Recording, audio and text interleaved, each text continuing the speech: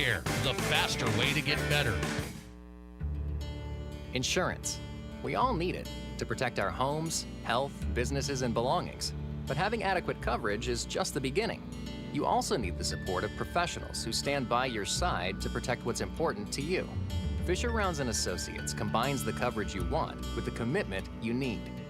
Fisher Rounds & Associates, at your service, at your side, with offices in Pierre, Mitchell, Watertown, Sioux Falls, and Rapid City. Isn't it time for new windows and doors from Renewal by Andersen? With mortgage interest rates where they are right now, so many people are renovating their own homes rather than moving. And there's never been a better time to invest in awesome new windows and doors from Renewal by Andersen. Renewal by Andersen's legendary windows have been the best you can get for decades, but many people don't know that Renewal by Andersen also has incredible new ensemble entry doors and the entire Acclaim line of replacement windows, which are winning rave reviews from clients. Renewal by Andersen's windows, ensemble entry doors, and the entire Acclaim line of replacement windows will make your home so much more energy efficient on cold winter nights or hot summer days. Those new windows and doors will make your home so much more quiet and secure. We hear that all the time. Please visit RBARapidCity.com to schedule a free consultation. Be sure to ask about our great offers and really attractive financing options right now. Renewal by Andersen Windows and Entry Doors. Isn't it time? KIMM Rapid City and K294BT Rapid City, the Black Hills Sports Station, 106.7 FM and 1150 AM, Fox Sports Rapid City.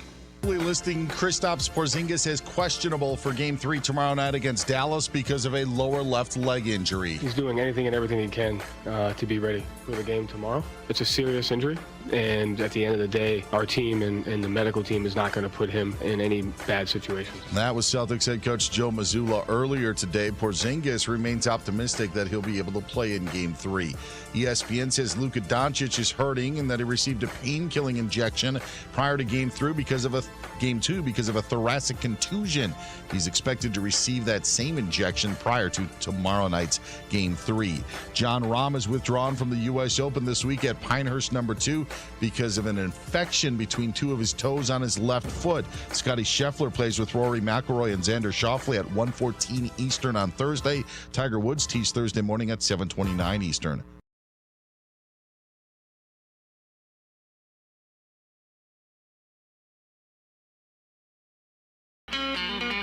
It's time for South Dakota's Sports Talk Show. This is the Nate Brown Show, featuring live callers, live interviews, and thought-provoking sports talk. From the biggest national names to the hottest local stories. Welcome to the Nate Brown Show on Fox Sports Rapid City. Here's your host, Nate Brown.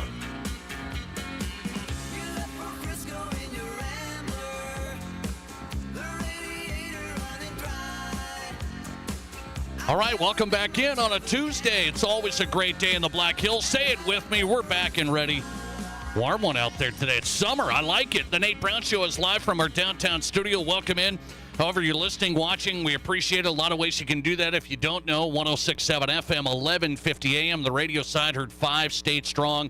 The Black Hills Sports Station. Also, stream us on your phone, work computer. You got it at foxsportsrapidcity.com. foxsportsrapidcity.com. Live online player, brand new, so you can bring us up there. And this show, 4 to 6, the Nate Brown Show, South Dakota Sports Talk Show, streaming on Twitter at Nate Brown Show. If you have a Twitter X account, follow the show at Nate Brown Show and watch us live.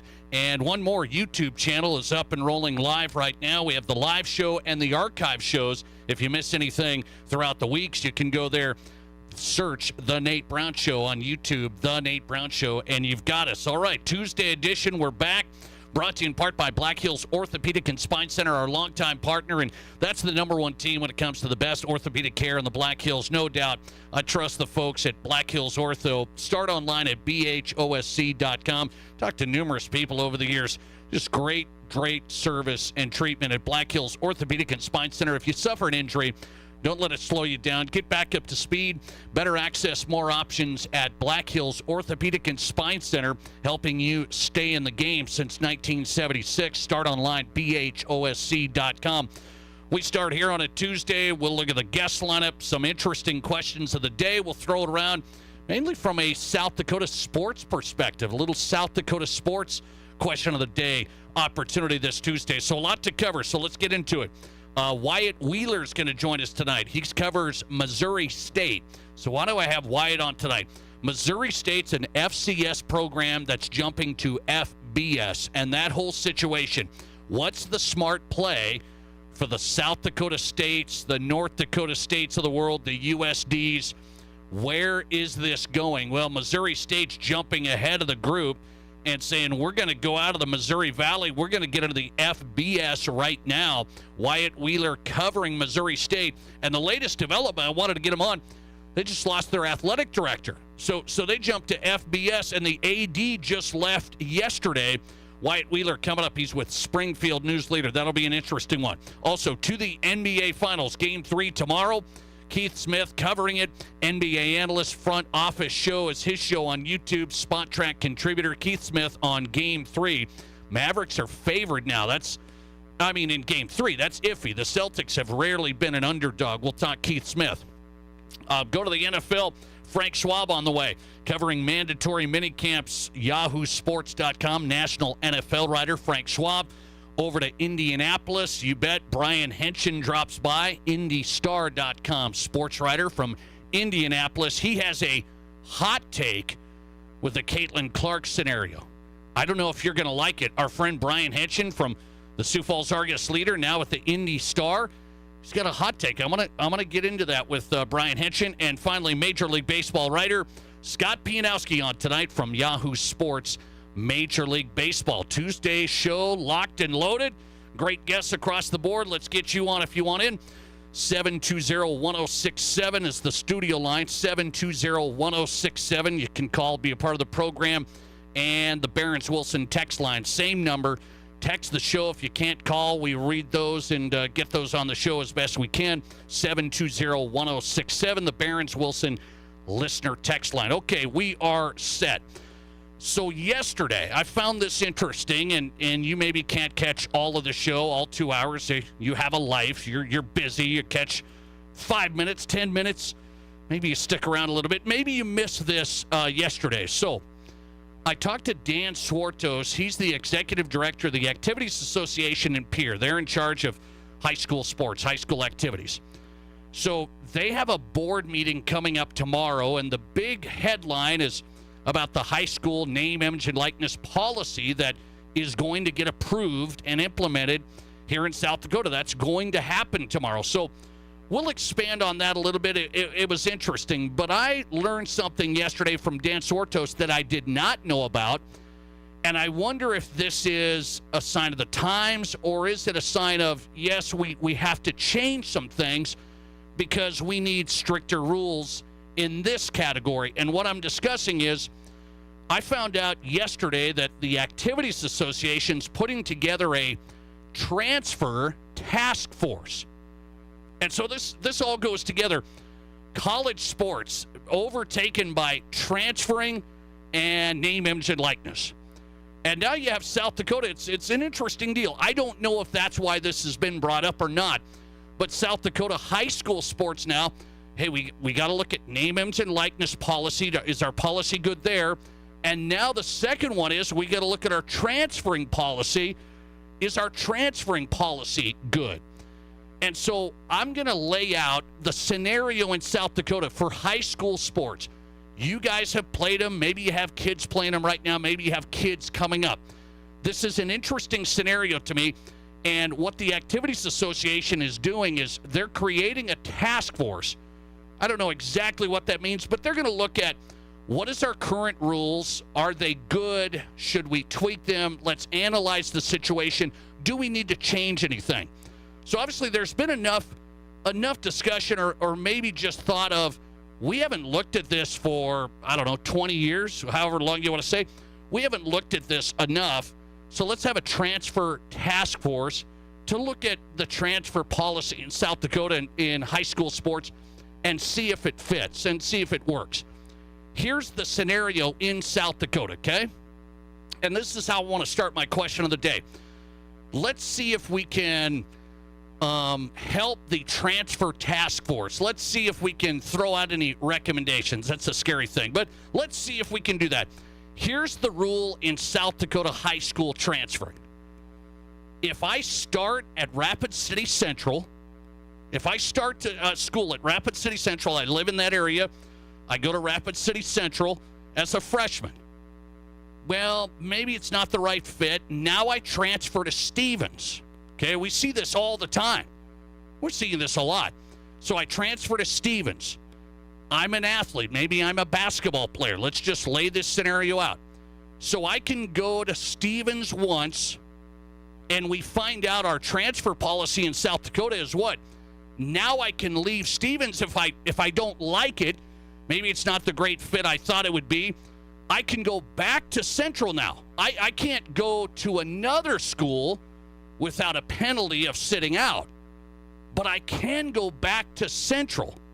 So let's do this as a high schooler. I'm a freshman at Central. Start there. Now I'm going to be a sophomore at Stevens. Maybe it's not great. Now I'm going to be a junior back at Central.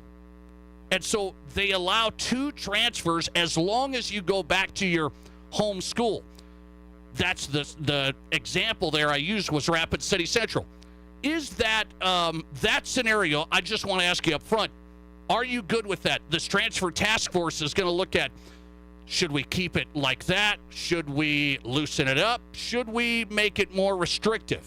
What should we do? Should we have penalties if you transfer more than once, even back to your home school? They apparently are going to look at a lot of this stuff, and I want to look at it myself because in the transfer scenario, we are seeing it in Rapid City. You are seeing it in Sioux Falls. You're seeing kids transferring. It's that type of thing, and if you don't think it's a big deal, I really think it is. I see it in numerous sports. I see kids say they start at one program, they go over here, maybe the team's better or they have a better situation, and now they're going to go back to their home school. Are you good with letting them transfer it once, transfer again, play right away? I could be on 3 different teams in 3 years. I could be on 3 different teams in 3 years. Well, but it's from Central to Stevens and back to Central. Still, that's 3 different teams in 3 years. And so I think it's worth looking at that. I think it's worth looking at that. Thanks for calling. You're live today, and you go ahead. Hello? Are you there? Yes, sir. Yeah, I was just kind of curious. What if somebody decides to, move across town? Does that count for a transfer? I don't think the moving across town doesn't really count, but, I mean, if you transfer to schools, it does. So, well, that's what I mean. You're supposed to if you move to a different area, you're supposed to transfer. So yeah, you're supposed I'm to. just curious about that. And then, what if you go to a private school like St. Thomas More? I'll take my answer off the air. Okay, thanks, man. So this is the scenario. Let's lay out the transfer rules in South Dakota because I don't think many people know them, and I think this transfer task force that they're going to start, which I just learned yesterday, is very interesting this day and age. So here's how it would go. Let's do the same scenario. I'm a basketball player at Central as a freshman. I live in the Central School District. I go to Central. Doesn't work out for whatever reason. I go to Stevens as a sophomore.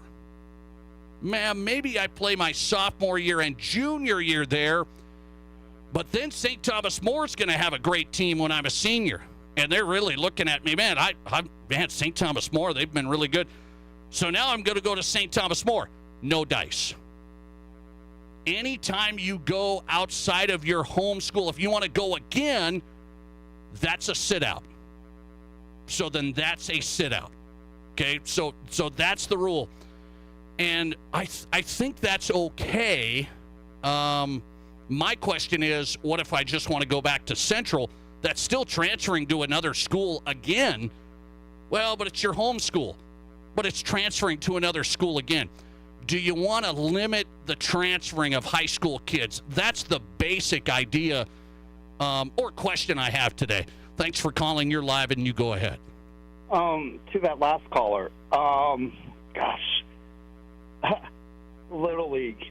I know a person, very personally, who actually rented out an apartment across town so his daughter could play at Harney. Oh, is that right? So, let's be realistic here. It's wrong. All these transfers are wrong. Okay. I think the first one should be a semester sit. Oh, a semester sit on that? On the first one? Now, let me finish. Nate, we're not stupid, okay? I'll tell you, 2 years ago, we had a wrestler that switched schools. The school he left, he was a state place winner.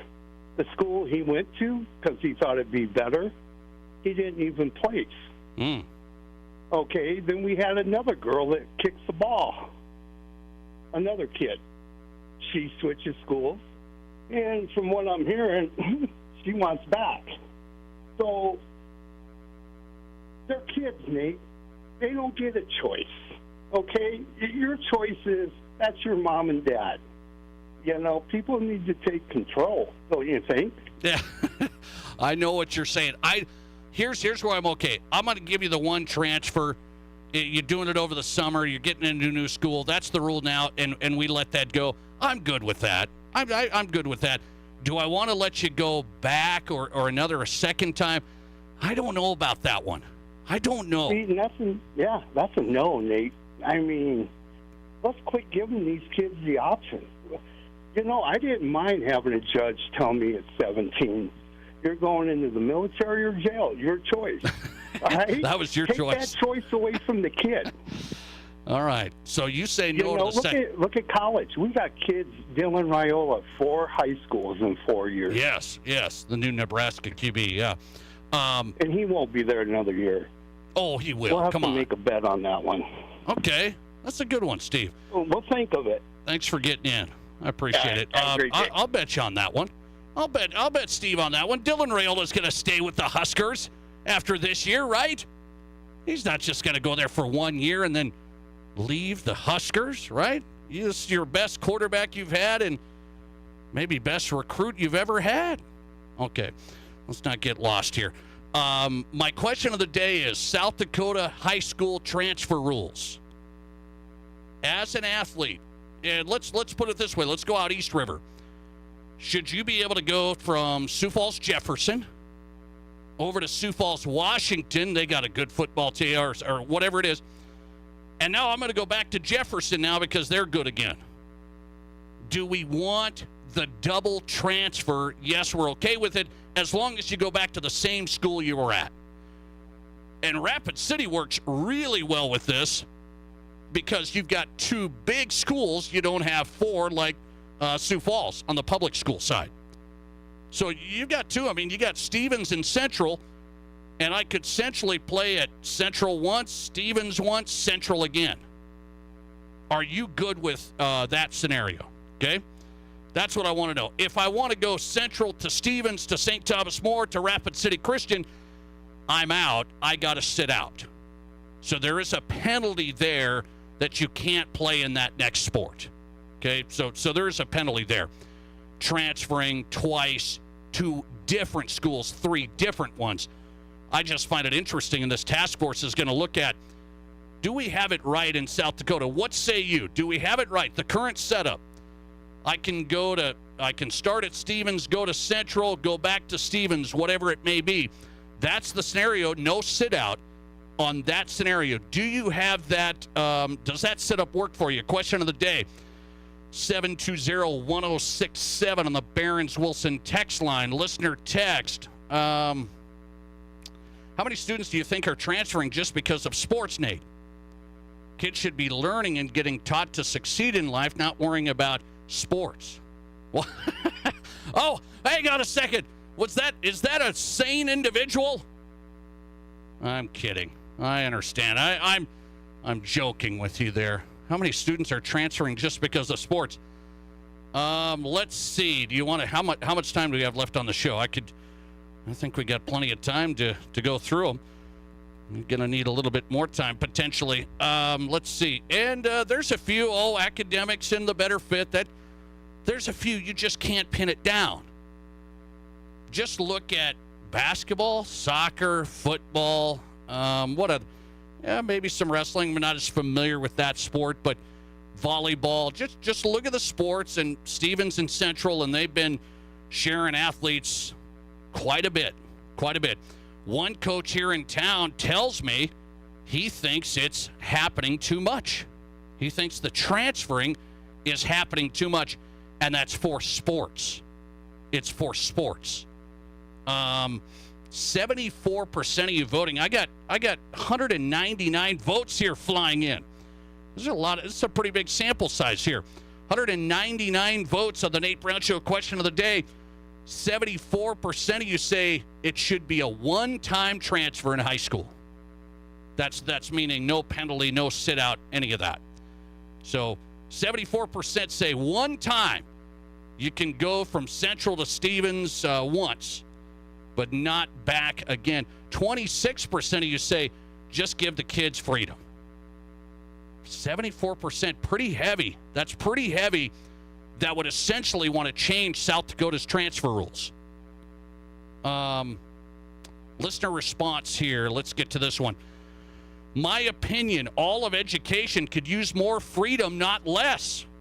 Competition makes everyone better. In most cases, if you operate good programs, most kids and families will stay in their current program school. I don't know if I agree with that one. I don't because the kids that are in the quote-unquote bad programs, what do they want to do then? They bail on their program and they go to the other program. So it's like, well, in most cases, if you have a good program, kids will stay. Yeah, but there's always somebody just a little bit, well, this program's better. And the parents and folks think the grass is greener over there. So let's go over there. That's why I don't know if I agree with that concept, essentially. Listener text, what about transferring different classes? If you don't make the team at a bigger school, can you transfer to a small school? Well, that's the thing. You got to keep the transferring. Open enrollment here in South Dakota, I think, is good. I think that's good. You don't have to go to the school that you live close by if you don't want to. There's various reasons. I think there is some freedom there that is good. South Dakota open enrollment, I think most of you would agree with that. And some of you might disagree. Just stick with what you got. That's it. But I think you got to have some choices there. So if you're like, hey, I'm at Stevens, it's a big school, I'm kind of not fitting the team here. Can I go to a small school, Rapid City Christian, St. Thomas More, something like that? You can. But then the rule here is now I can go back to Stevens. And that's where 74% of you say you would disagree with that. So, wow, that's interesting. I don't know if the task force is going to take your 74% recommendation or not. The transfer task force is going to look at transferring in South Dakota. Do we have it right or wrong? My opinion on the situation here, open enrollment, I'm good with. Transferring once, I'm absolutely fine with. I do see it where kids they call it, I'm going to team shop. I think this team might be good. I'm going to go over there. And then what if we have a good run and now this team that you were just at, now they're going to be pretty good too and I can go back? Well, that's the home school. That meaning your home school where you lived. That's where I think there has to be a penalty. As of now, there's not. If I chose STM or Rapid City Christian, there would be a penalty. I can't transfer 2 different times there. But I can if I'm going back and forth between Stevens and Central. Okay, we'll keep an update on that. Board meetings tomorrow. They're going to discuss NIL. This just kind of got out that the transfer task force is going to be started at the Activities Association should they tweak any of the current rules. And this goes together with what Gillette, Wyoming's looking at. If you missed the show last week, Gillette has 2 big schools similar to Rapid City, Thunder Basin and Campbell County. Their school board was getting set to vote on shutting down transfers altogether, meaning if you just transfer once between the 2, you got to sit out the whole year. So I'm going to give you my perspective there. That's too harsh. So that's my opinion. I can't now go from Thunder Basin to Campbell County for whatever reason. Now I got to sit out the whole calendar year of that's too harsh. And then they pulled back on it at the board meeting, said, let's review this. I asked for the ADs to come on. I wasn't able to get them.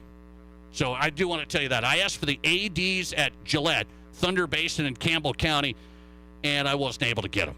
So I think that's kind of created a little bit of a dust up there. You know, people are, if you transfer once in Gillette, they're looking at banning that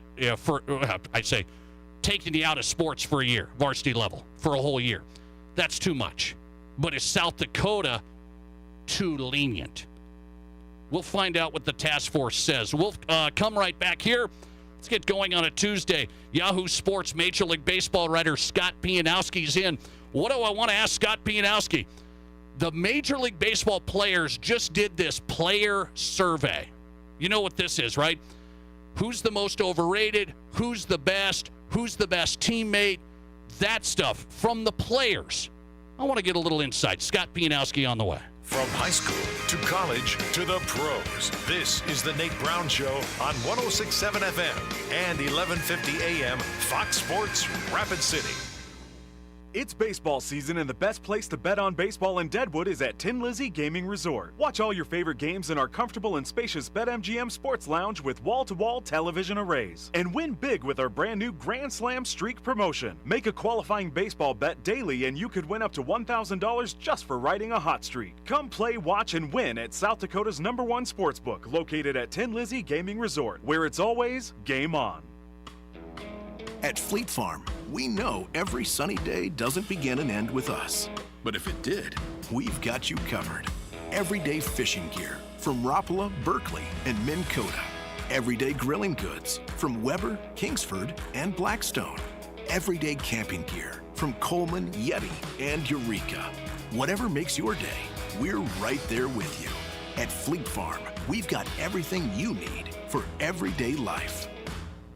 Hi, this is Rob at Firehouse Wine Cellars, downtown Rapid City. It's summer in the Black Hills, and our selection of wines at Firehouse Wine Cellars has never been better. The difference with Firehouse Wines is we make our wines right here in our modern winemaking facility with real grapes from the best vineyards on the West Coast. If you love wine, you need to sign up for our Firehouse Club 1915, which will get you some exclusive benefits and tastings. Join us this summer at Firehouse Wine Cellars on Main Street and enjoy the best wine in the Black Hills.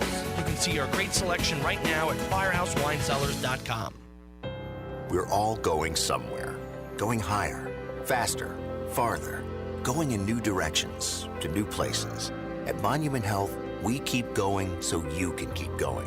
We're dedicated to advanced orthopedic care with the latest innovations, technology, expertise, and treatment. So keep exploring, keep making memories, keep going with Monument Health as your partner. Learn more at monument.health/orthopedics. Here's your Fox Sports Rapid City forecast. Lows level off around 62. Tonight, under mainly clear skies, winds out of the south 5 to 10 miles per hour. Tomorrow, high temperatures reach up to 87. Tomorrow night, lows level off around 57. Clear skies Thursday with daytime highs approaching 81. 83, chance for storms Friday. That's your forecast on the Black Hills Sports Station, Fox Sports Rapid City.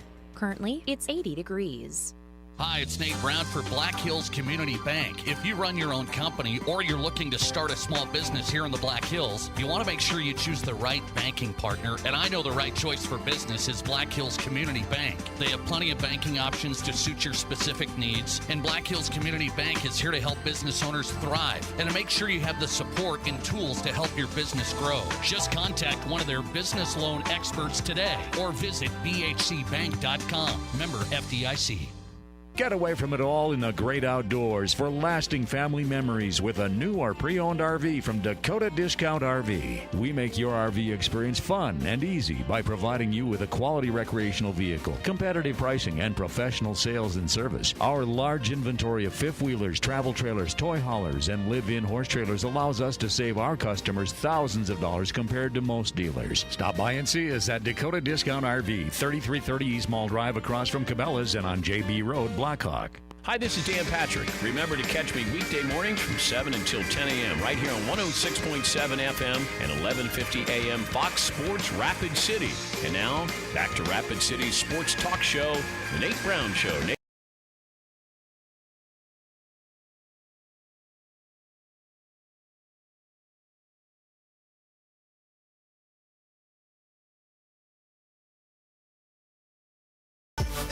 Welcome back in South Dakota Sports Talk Show on a Tuesday. It's always a great day in the Black Hills. We know that. 80, sunny. Book it.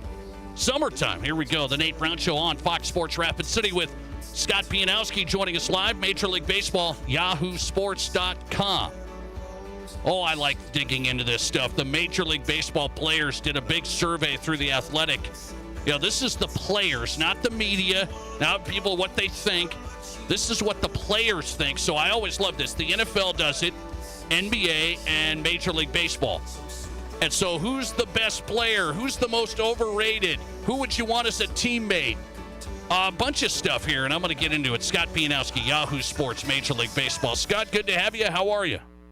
I'm doing great, and I'm with you, Nate. I love these anonymous polls where guys can just let it rip and tell how they really feel about things. And even the golf tour comes out with these things periodically. So as soon as this hit, I think it dropped on Monday. I opened it up immediately because I cannot get enough of this stuff. Okay, so this probably isn't a surprise. Shohei Ohtani, people are saying, well, this guy is a great player. He's up there, but Mookie Betts ranked as the player most players would want to have as a teammate. So Ohtani's the best player, but they say, I want to have Betts as a teammate. What did you think of that? Well, some guys admitted that they just didn't want to run Ohtani for all the superlatives because he ran away with the best player. But Mookie, he's been in the league longer. Obviously, there's not a language barrier. And you've seen what he's done. He's played all over the field. He's actually not playing the greatest defensive shortstop, but that's where they need him this year, so that's where he's playing. So Ohtani did finish second in that poll, so it's not like people don't want to play with Shohei. And, man, is it interesting? One of the other questions was the Dodgers spending good or bad for baseball? And the overwhelming answer was yes, because obviously Betts and Ohtani and Freddie Freeman and Will Smith and Teoscar Hernandez is having a great season. They have tons of star power on the pitching staff, including Yamamoto, who's a high-priced free agent. So, yeah, I'm the school of thought. I agree with that. I think Duke in basketball, Notre Dame in football, the Yankees and the Dodgers, and what a fun series that was on the weekend. Sports are better when you have these big, gigantic franchises. I'm not saying they have to win all the time. It's great when the little guys can be competitive, too. I'm all for that. But Dodgers, Yankees, and if you love them, you hate them, it doesn't matter. They're major markets. Baseball obviously loves this. They would love to see the Dodgers and Yankees meet in the World Series, obviously. Okay, best player, Ohtani garnered 46% of the votes. Who's the best player in baseball? Shohei Ohtani. Second, 26%, 26.5%, Ronald Acuna Jr. Did that surprise you? It sounds right. I'm sure the voting was done before Acuna had the injury, and now the question we have to ask is what's his lateral movement, what's his skill set going to be when he comes back? But Acuna coming off that historic season, the home runs and stolen bases, he can do everything on a baseball field. He could potentially win a batting title. He's still in his 20s. That sounds about right to me. The guy who would be in the running, if I knew he'd play 150 games every year, is Aaron Judge, who's just got a power stroke that nobody, I don't think, can match right now. But he's playing center field. Probably shouldn't be the center fielder for the Yankees. He's not 100%, but man, what a threat that you do not leave your seat. You do not change the channel when Aaron Judge is coming up because there's just a good chance he might hit the ball 500 feet. But baseball, there's a lot of things with baseball that I don't like right now. But as far as the star power, Betts, Ohtani, Acuna when healthy, Julio Rodriguez hasn't had the greatest season, but he's a very interesting player in Seattle. The Yankees are back with a lot of star power. Garrett Cole's coming back soon. I think baseball at the top end is actually in really good shape. Scott Pianowski on, talking Major League Baseball player survey. Really good stuff. YahooSports.com here on the Nate Brown Show. I want to run through a few more of these. 68% of players said that the 162-game season is fine.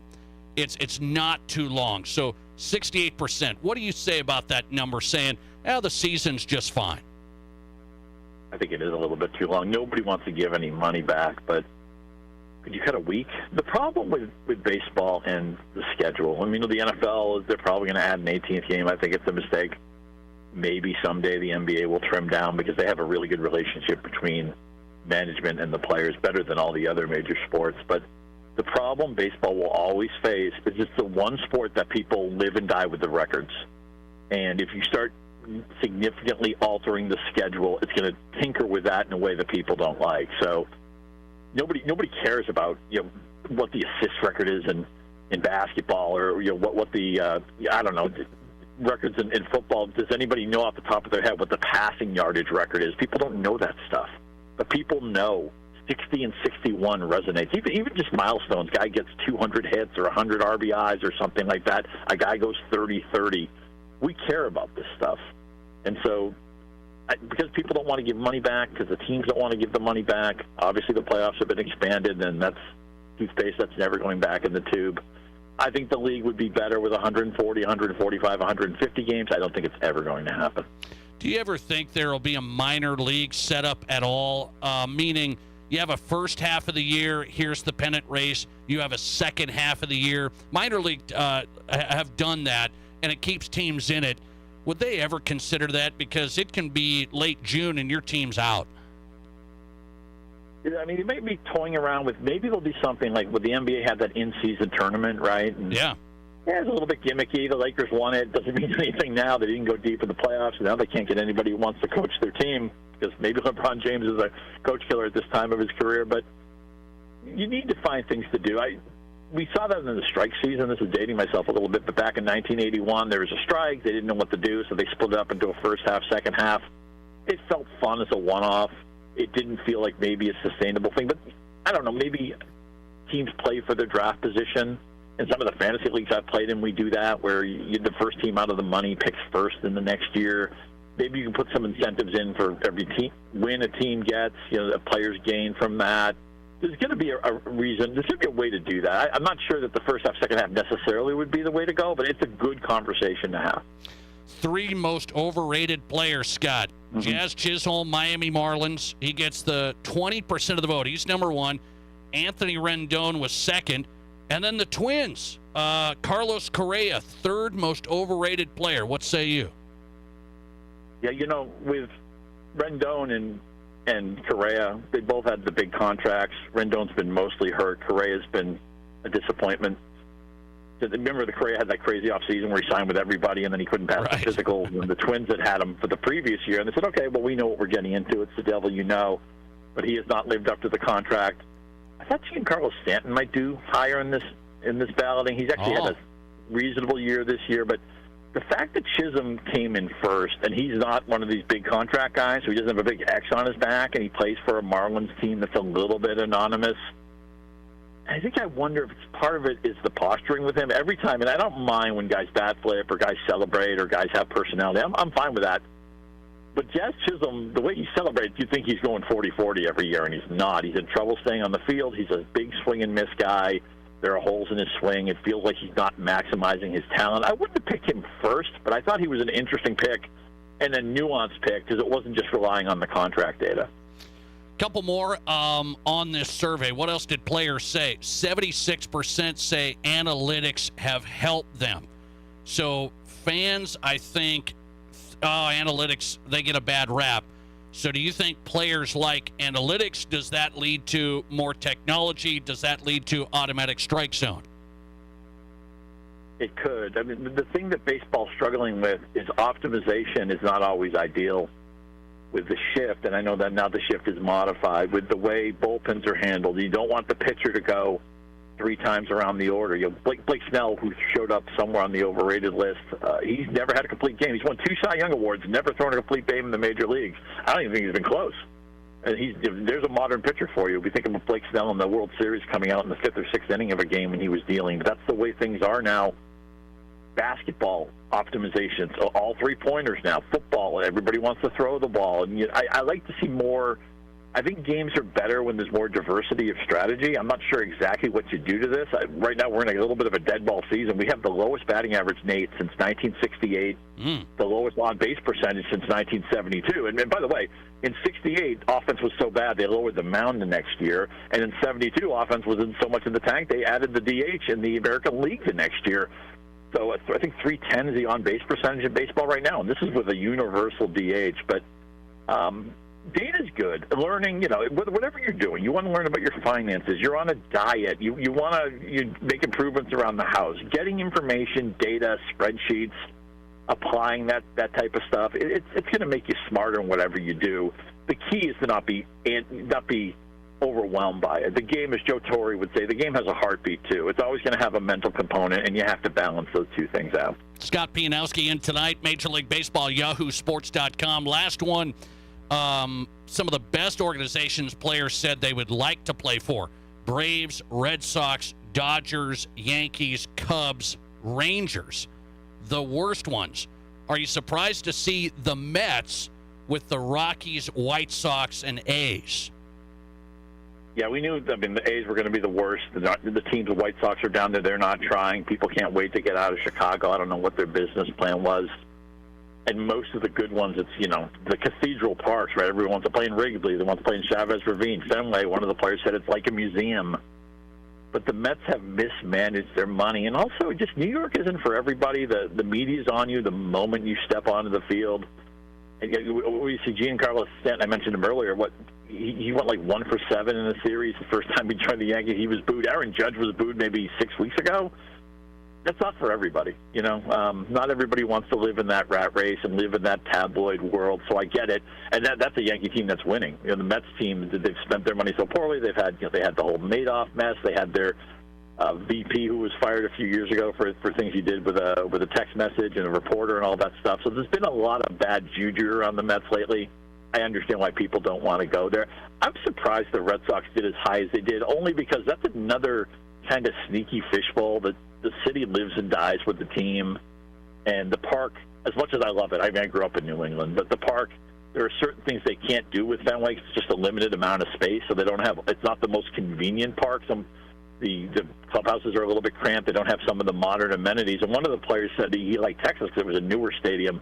I'm not surprised that some of those newer parks are getting some play here. But still, at the end of the day, these guys grow up thinking about playing in Wrigley Field. They grow up thinking about playing in Fenway, Yankee Stadium, Dodger Stadium, and then the Braves Park is gorgeous. A good friend of mine lives in that area, and I can't recommend it highly enough. And then Atlanta's also paid their players. Tampa Bay was one of the organizations people don't want to play for because once you get good, they ship you out of town. Atlanta has shown if you're talented, let's get you locked up with a long-term contract. Speaking of paying, all the players overwhelmingly said we don't want a salary cap or a salary floor. I mean, we don't want that stuff like the NFL. So the players want the players to get paid a ton. I get it, but it's the younger guys, Scott, we've talked over the years that come in, they have to wait so long to get paid. Do you think that structure will ever change? I don't, because I think what's going to happen is the union is going to have to want to make sacrifices for a wave of people who come after them, and generally that's not how these things get voted on. So what's happening now?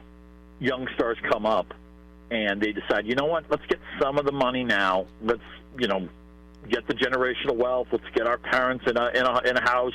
Let's buy a car for my brother, whatever it is. Let's get everybody out of debt, whatever they want to do with their money, rather than wait the 5 or 6 years, the free agency, all that manipulation of service time. Let's maybe, we're not getting the fortune we might get if we waited it out, but then if we get hurt or if we're not good, we're not taking any chances. So we saw the Dodgers do that with a lot of their players. I think Julio Rodriguez last year, I think it was, signed an extension long before his arbitration and free agency years will come up. Am I saying everybody has to make the decision for themselves? I say never say no to the first fortune. If you're great, you'll get another one anyway. And I know Bryce Harper has talked about maybe not being thrilled with his contract.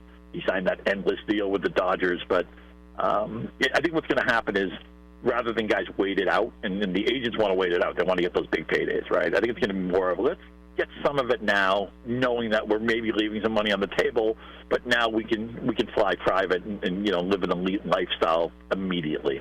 Speaking of Bryce Harper and the Phillies, they played overseas. Baseball trying to get overseas into Europe there. Is that, they're going to play the long game here. Do you think it's going to work?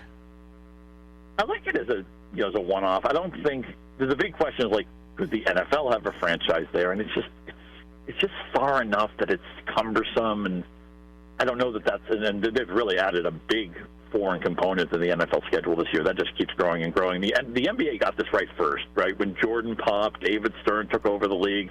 Let's make this global, and they did that without actually moving the games to different places. They just got on TV and knew how to market guys, and something that baseball is still trying to do. I think they're getting a little bit better at it, but I think of the four majors, they do the worst job of marketing for some reason. But I like the games, and I thought, Harper with the home run, the soccer celebration, steering into the atmosphere. I thought it was fun. I enjoy the games in Mexico. I don't think it's sustainable as something you can do with a franchise, or maybe something you can do as extensively as a percentage of the NFL season that's played overseas. But baseball, we know, huge market in Japan, of course, and they're baseball crazy. That's one reason why Ohtani is the biggest star in the world.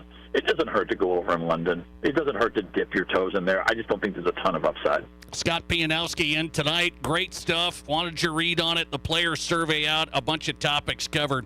Major League Baseball, Scott Pianowski. Find him at Scott_Pianowski and yahoosports.com. Scott, always great. Thanks for the time. Thanks for having me, Nate. Appreciate you. Scott Pianowski tonight, yahoosports.com, Major League Baseball, senior writer. Find him on Twitter X at Scott_Pianowski. I love the player surveys because it's not, it's anonymous, so they're giving the honest answers here. 68% of the players say the season is not too long. 68% of the Major League Baseball players' season is not too long. Would you agree with that? Is it too long? 162, April to October? It's a grinder. But would bringing it down to 140 make a big difference? 162 to 140. So that's where I've never understood. We gotta cut it down even more. They're not going to. That's where they make bank. Everybody, the players and the owners.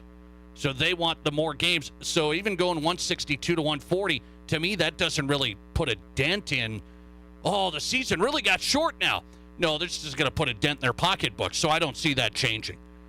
I always wanted the crazy idea of minor league baseball, how I followed baseball when I was a kid. I watched the Cincinnati Reds minor league affiliate in Billings, the Mustangs. They would have a first half race and a second half race. I know Major League Baseball is not going to go down that road. Really a lot of fun because you stay in the first half race. Maybe you don't win that. Maybe you do. Then you get an automatic berth to the postseason. Then you have a second half race for the teams that struggled in the first half. Keeps you more engaged throughout the summer. I loved it from the minor league side. Okay, coming right back. Brian Henson is in, our favorite writer from the former Argus Leader sports department there at Sioux Falls. He's now at Indianapolis with the Indy Star, and Brian Henson told me he has a hot take disagreeing with most people on Caitlin Clark. Well, this ought to be good next. This is South Dakota's Sports Talk Show, The Nate Brown Show, on FoxSportsRapidCity.com and live on 106.7 FM and 1150 AM Fox Sports Rapid City.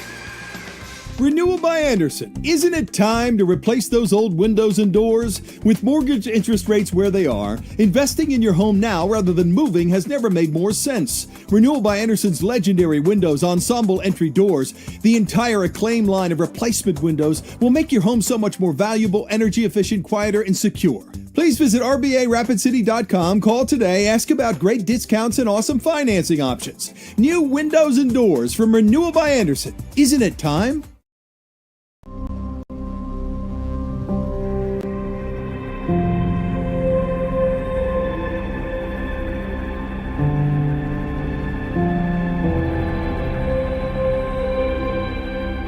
We are number one.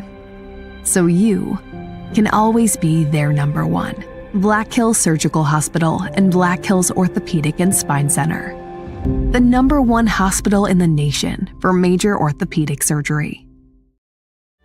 Your best deal on a premium pre-owned vehicle is here at Spearfish GMC Cadillac. 2021 Chevy Malibu, now $16,820. 2021 Cadillac XT6, $39,960. 2017 Chevy Tahoe, $22,950. 2010 GMC Sierra 1500, $10,820. And dozens more, all on sale at Spearfish GMC Cadillac, online at spearfishmotors.com.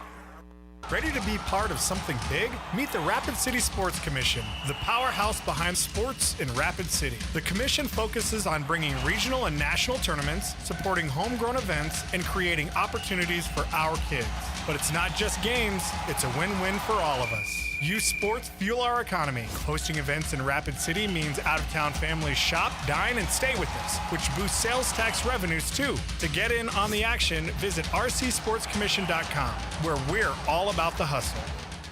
The doctors and staff at Black Hills Orthopedic and Spine Center have provided expert bone, joint, and muscle care to patients in the Black Hills area since 1976. Whether you're an elite athlete, a weekend warrior, or just want to continue your active lifestyle, the orthopedic experts at Black Hills Orthopedic and Spine Center will help you stay in the game. Don't let an injury keep you from doing the things you love. Trust the team at Black Hills Orthopedic and Spine Center, specializing in what moves you. Learn more at bhosc.com. Hey, it's Chris Broussard. Remember to catch the Odd Couple weeknights from 6 to 8 p.m. right here on Fox Sports Rapid City. And now, let's get back to Rapid City Sports Talk Show, The Nate Brown Show.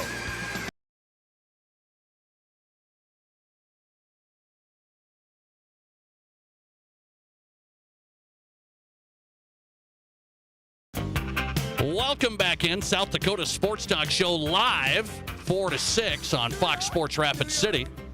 If you miss parts of the show, the reason you have a podcast is you put the podcast up so then people can listen when they have time. Maybe you're listening live right now. It's great. If you missed some of the show, you can go and listen to the Nate Brown Show podcast. That's why. Okay? It's good. It's a good opportunity. Remember, search the Nate Brown Show podcast, and you've got this show. We are live with Brian Henschel, our favorite sports writer from the Sioux Falls Argus Leader, and now the Indy Star.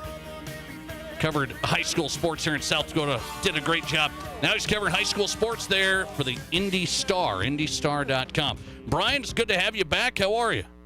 I'm good. Make sure Zimmer knows that I'm your favorite former Argus Leader employee and not him. Anything I can do to take him down a peg, I'm for it. I kind of forgot about that. Me relentlessly. I kind of forgot about that. Thank you for that. All right. Good on you, man, for picking sides. I appreciate that. I got you. You got me. I got to ask you about this now, okay? Yeah. You got a craze out there with Caitlin Clark and the Indiana Fever, and I mean, this is very interesting for the whole country. And I had you on earlier as the season started. You said the high school girls and girls basketball in general is just outstanding. Everybody's excited about this whole scene there. Let me just get a pulse now. Season's been going. The Fever are struggling. That's not a surprise. They've had a really hard schedule. What's the pulse now with the Indiana Fever, the Caitlin Clark hype, just currently today?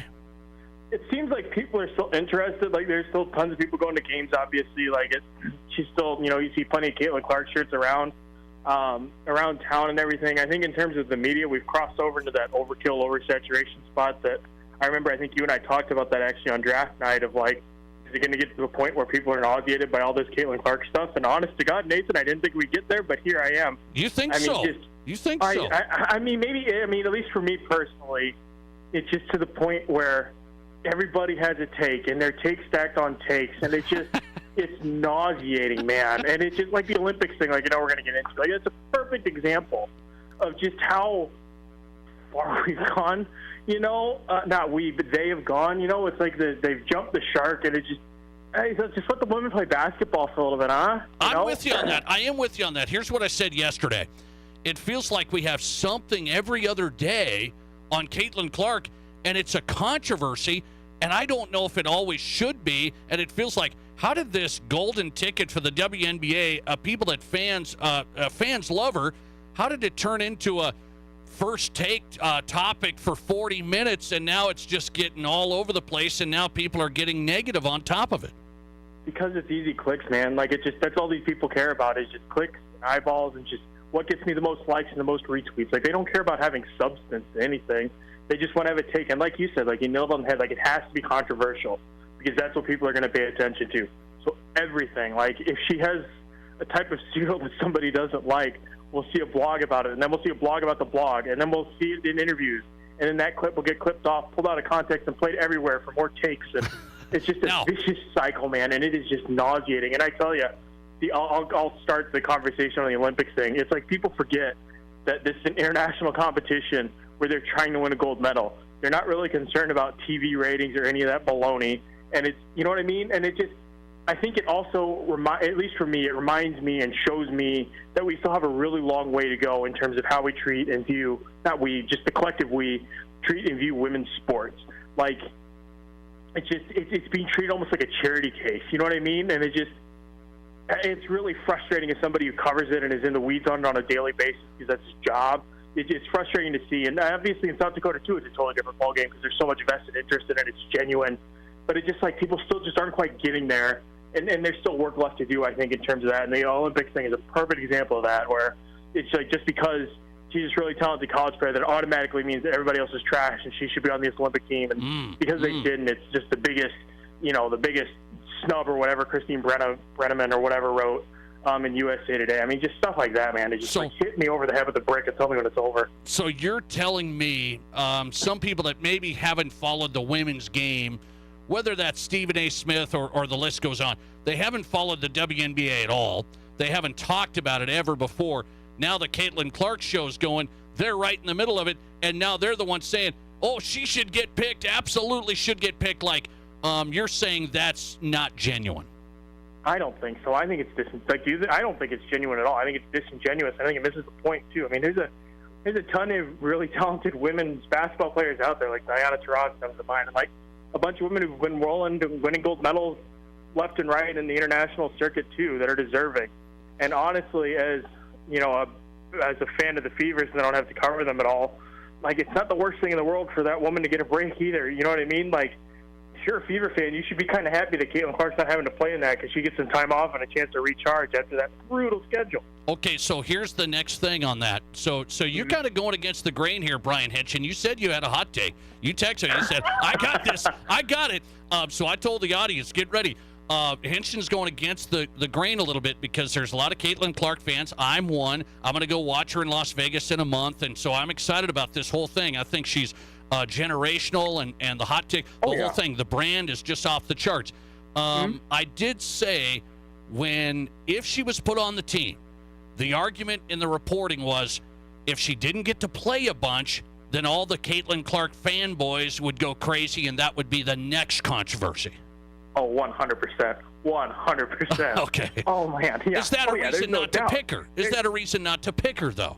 I don't think that is. Oh, no, absolutely not. That's not a reason not to. I mean, you see what happens when you don't pick her. Now you have everybody's like, oh, well, they just screwed up the whole thing. Why are they even having the Olympic team if they're not going to put her on there? You know what I mean? It's so dumb. You know what I mean? Just because it's like this is an international competition. This is like the pinnacle of the sport in many respects because you're competing for your country against the other best players in the world for gold medal. This opportunity that comes around once every 4 years. And it's being degraded in a way, and maybe degraded is too strong of a word, but it's being treated as if should be some money grab TV ratings thing, as if it's, you know, TV executives pulling the strings and not a genuine, like, try out, here's who's the most deserving and best people for the job type of thing. You know what I mean? This isn't a hot take. This isn't a hot take, Brian, but my argument against you is, I said yesterday, she's the all-time leading scorer in basketball. So we're not just talking about a good player. I think she is a different player. And then I said this, hardest schedule out of anybody. She's still averaging almost 17 points a game, 5.5 boards a game, 6.5 assists a game. I think her play gets her closer than some people. I've been watching it. I think her play gets her closer than even the argument for her popularity. So I think it's a close argument, and I think people are undervaluing, like, no, I think she could compete here. I mean, she's still playing good basketball, so I think it could have been a close pick. Sure, and I like that argument. Like, if you're going to tell me, like, if we're going to talk, you know, the numbers and all that stuff, like, here's what I see, and I think she'd get, like, that's great, let's have it. But when you see, you know, I don't want to name more names, because I don't want to activate, like, the Barstool dorks, but like Dave Portnoy goes out there and he says that stuff. And then Christine Brando, I talked about earlier from USA Today, calls it the biggest travesty she's ever seen in 20 years. It's just like, come on now. Yeah. Like, come on. And then I think Mina Kimes said the other day, you stack takes on top of that. Like, somebody has to have a take about that. Right. And then a take on top of that. And then I see it, too, where, like, you ask other players for their thoughts on it. And that's good, but then that gets taken out of context, gets shared everywhere, and it just gets turned into something that's not like Diana Taurasi's comments when all this began, when she talked about the kids in for a rude awakening, and she wasn't wrong. Right, you know? right. No, I get it. The Caitlin Clark fatigue, you and I talked about it. You said you're kind of hitting it a little bit. I hope not, because I still think she's a really popular figure, but I hope the league can kind of take a step back. Let's not have controversy every other day about Caitlin Clark, because she's handled it, by the way, Brian. You've been out there at the Indy Star. She's handled it really well, in my opinion. She's saying the right things and acting the right way, to me. Oh, yeah, absolutely. Like, she's great. It seems like I see the video clips and stuff. She seems like she does great with the media.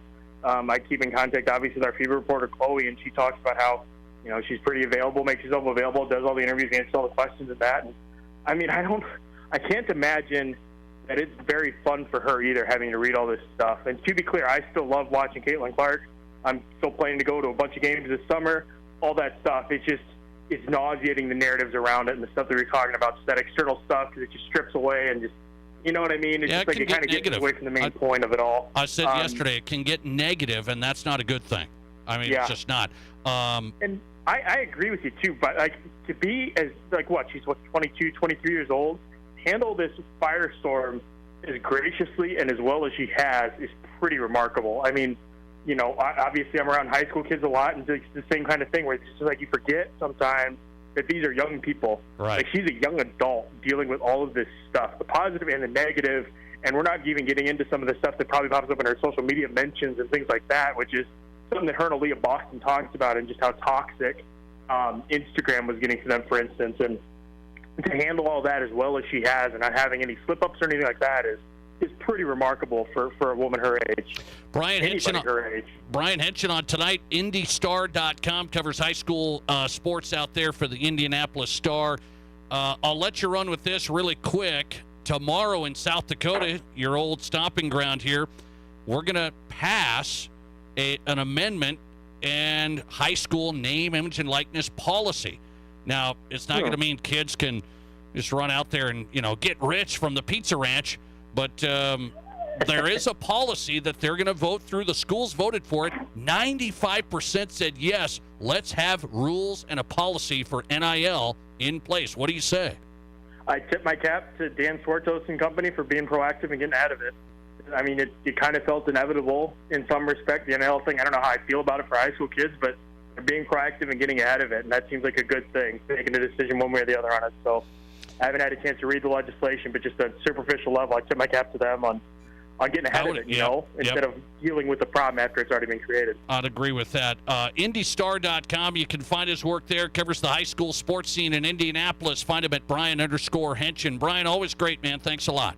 Good stuff, Nate. I'll talk to you later, buddy. Appreciate it. Brian Henson in tonight on the Nate Brown Show, Fox Sports Rapid City, high school sports writer, IndyStar.com, formerly the Argus leader in Sioux Falls. Hank in tonight. That's good stuff.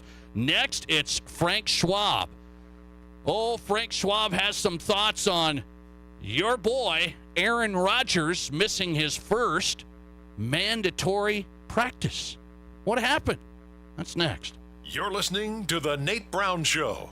Comps Tire Service is your low-price headquarters for all major tire brands. We buy tires manufactured direct and sell to you for less. Right now, get up to $265 in rebates on Goodyear, up to $210 in rebates on Michelin, or up to $170 in rebates on Hankook. Pomps Tire won't be undersold. Hurry, offers end June 30th. See store for details. Visit us online at PompsTire.com. Pomps, we know tires and service. You should know Pomps. This isn't just the sound of a legendary Brunswick pool table. It's the sound of families about to make memories together. And while this may sound like the hum of a spa, listen closely, and you'll hear backyard fun for years to come. So while Splash City's guarantee of quality sure sounds good, we know quality time sounds even better. Who wants another burger? Splash City, 1024 West Omaha, across from Connects in Rapid City. Win big with Cadillac Jack's Gaming Resort's $135,000 GMC Terrain giveaway. Earn entries every time you play through June. And with a little luck, you could land in the driver's seat of a brand new 2024 GMC Terrain. Join us every Friday and Saturday for our prize package giveaways. Win $300 every half hour from 8 to 11:30 p.m. and a whopping $1,000 at midnight. Then, on Saturday, June 29th, one lucky winner will drive away in a 2024 GMC Terrain. Cadillac Jack's Gaming Resort. How will your night play out? I'm with Brian from Anytime Auto Sales. Tell me what you got going on with all your fantastic little campers. Well, if you've been thinking about a camper, now's the time to buy, as you'll save $1,000 to $3,000 depending on the camper model. We're proud to feature the Bushwhackers from Braxton Creek and the all-aluminum and fiberglass Rove lights from Travel Light. That's right. With all the fiberglass and aluminum construction, there's no rusting, molding, or rotting on these travel lights. Correct. And right now, you'll get the best price you'll get all year on these ultra-light teardrop and stand-up teardrop campers. You just got to see these people. So many options for towing. No need for a diesel or big truck. Most SUVs have no problem towing these. That's exactly right. With over a dozen floor plans, there's one just calling your name. Come get yours today, everybody, and save $1,000 to $3,000 depending on the model. There will never be a better time to buy this year. Come check them out and save thousands on all campers. See anytime.com, and as always at the corner of Highway 79 and East Minnesota. Anytime Auto Sales. Live from the Anytime Auto Sales Service and Details Studio. Sales, service, and recreation. This is Fox Sports Rapid City.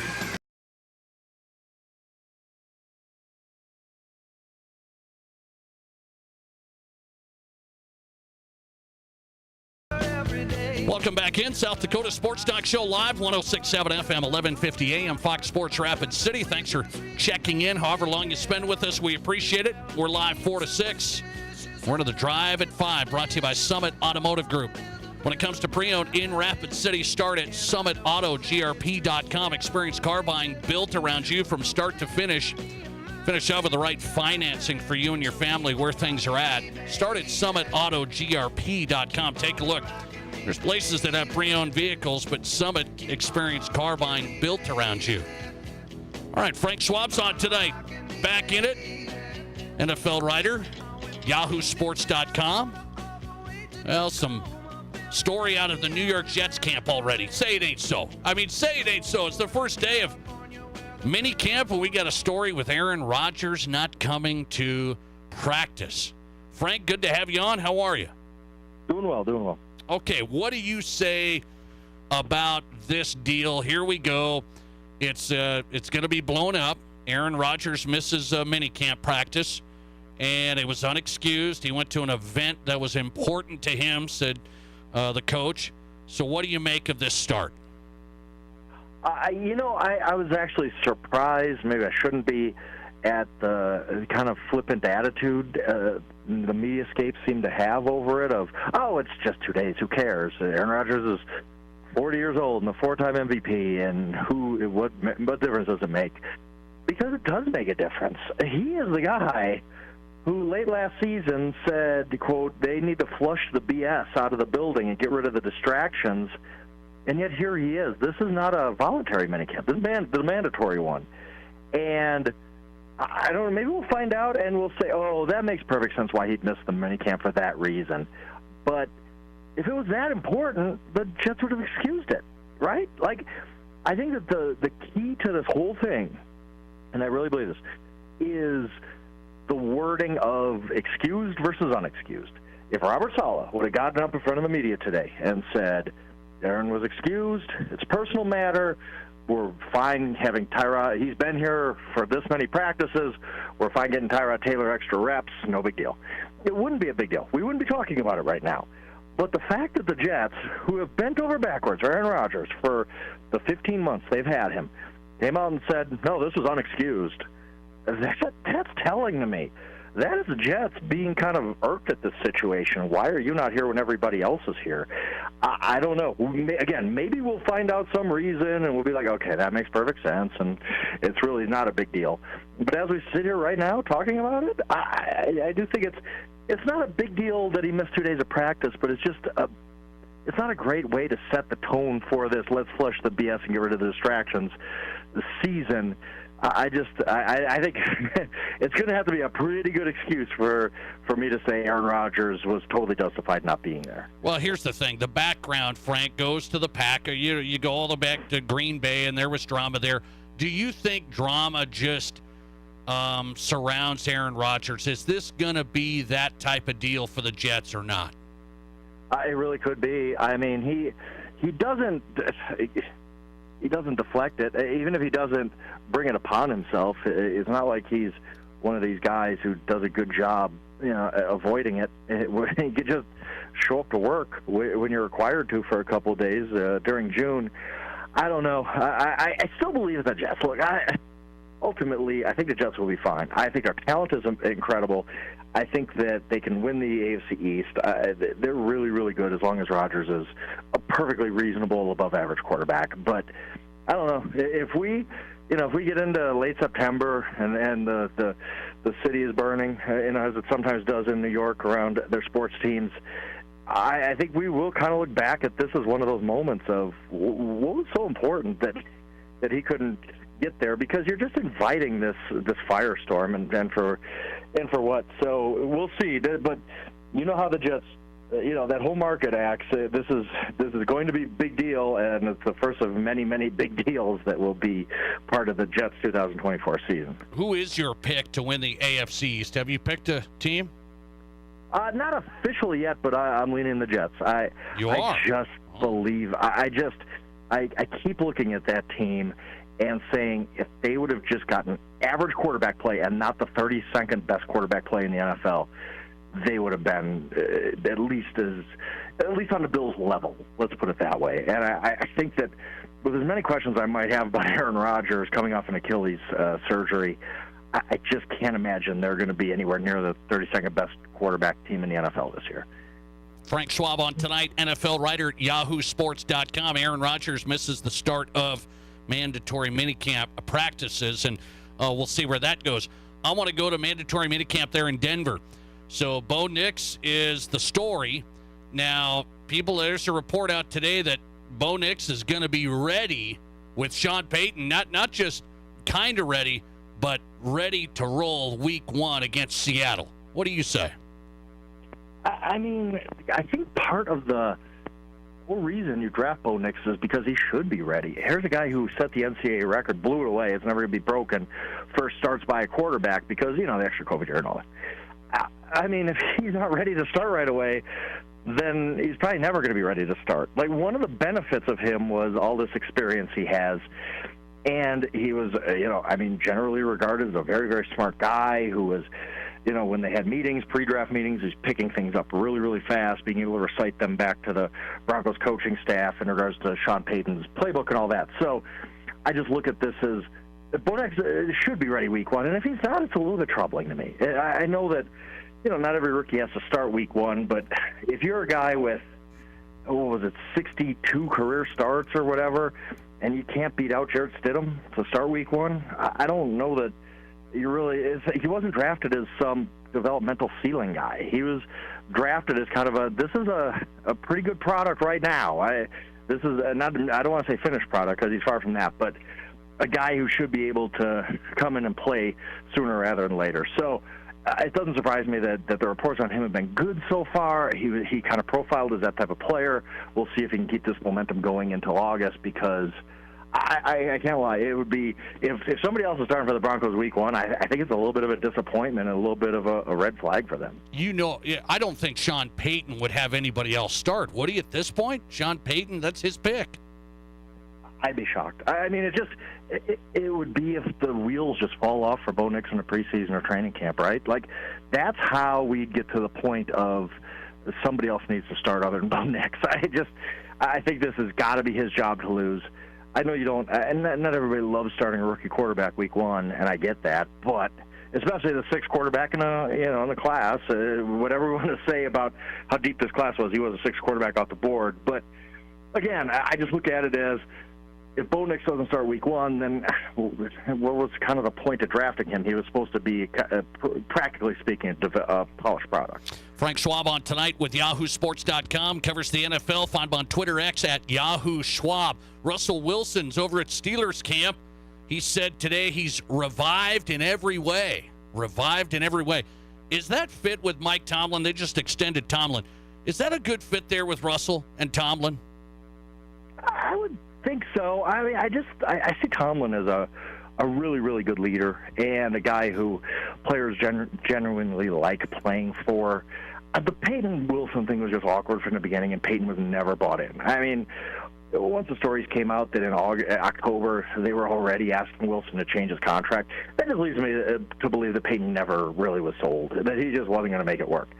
You get a second chance with a coach that wanted you. They wanted to sign you. And I do believe Tomlin is the type of guy who can convince Russ that, hey, this is a second chance. We're committed to this.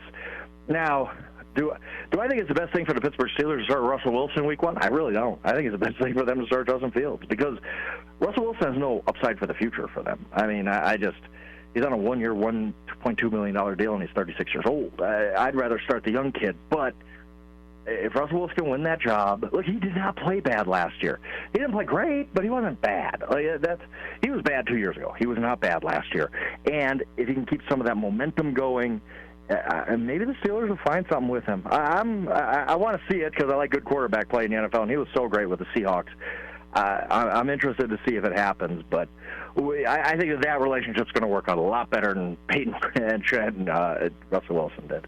Do you think there's any way the Packers don't get an extension to Jordan Love here before the season gets going?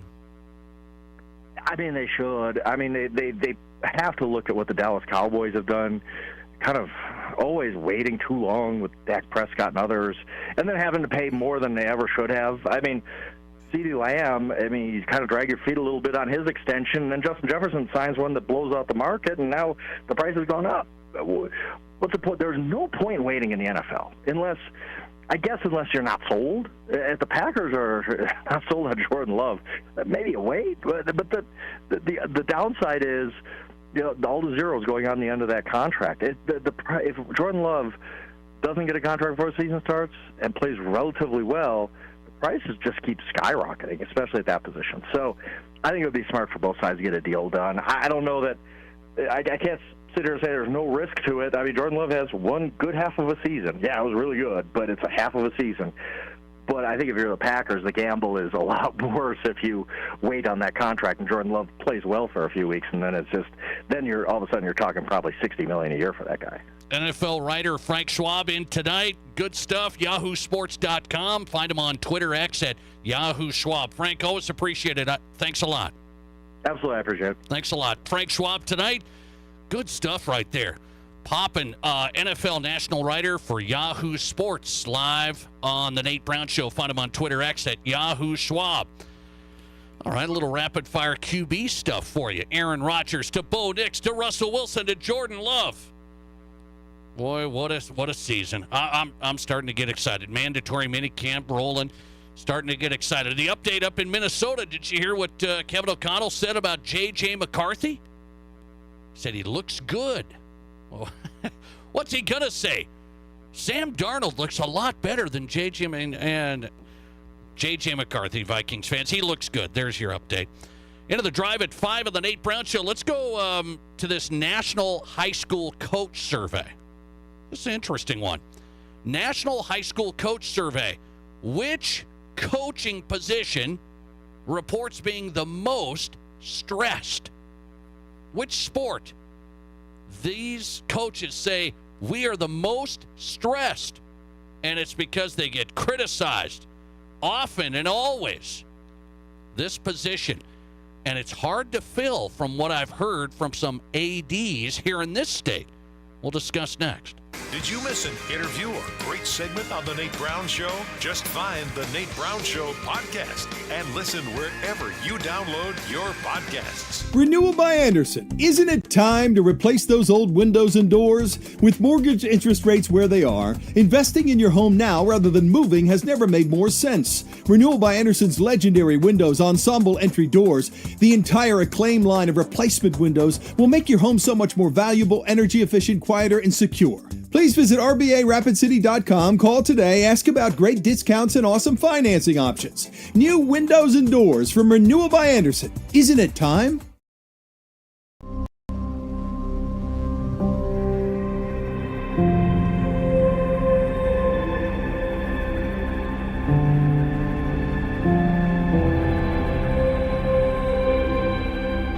We are number one.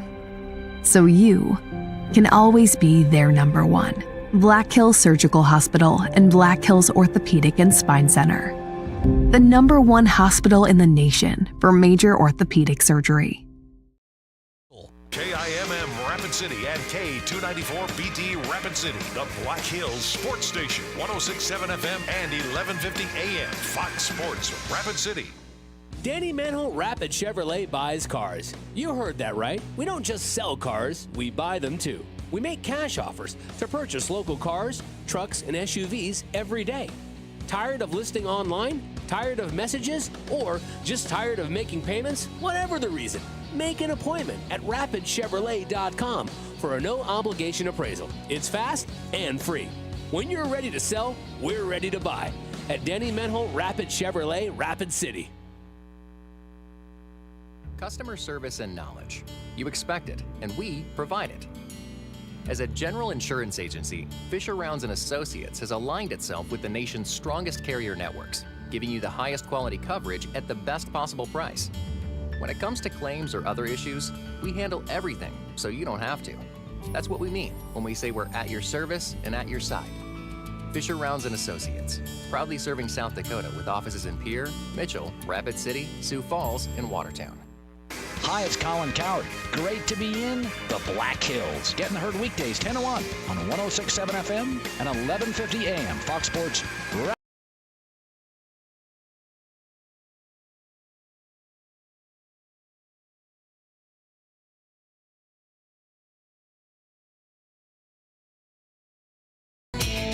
Welcome back in the Nate Brown Show live on a Tuesday. It's always a great day in the Black Hills. Yes? Thanks for checking in. Hope you've had a good day. Keith Smith's on the way from the NBA Finals, Game 3, Dallas tomorrow. Keith Smith, NBA analyst, on the way. Going to talk FCS and FBS. Which schools should be where? Wyatt Wheeler covers Missouri State. These guys made the jump. Didn't really see it coming. Missouri State's going to go out of the SDSU USD League, Missouri Valley, up to the FBS. Wyatt Wheeler coming up. He covers Missouri State, and they're jumped now to the FBS. That's on tap. Let's go to this National Coach Survey. This is very interesting today. So I've been talking to some ADs about the coaching shortage that's been happening over the last 5 to 7 years. What do you mean coaching shortage? When there's coaching openings in South Dakota, the applicant pool has dwindled. I mean significantly. So the deal is this. I got like a dog next door. That's not my dog. The deal is this. There's shortages in education across the board. Okay? There's shortages in education across the board. Teacher applications, the whole thing. It's a grinder, and it's getting worse. And there's various reasons for that, and I'm plugged in on that. I am the spouse of a great elementary educator, okay? So all that stuff, I know that. So I think that's part of it.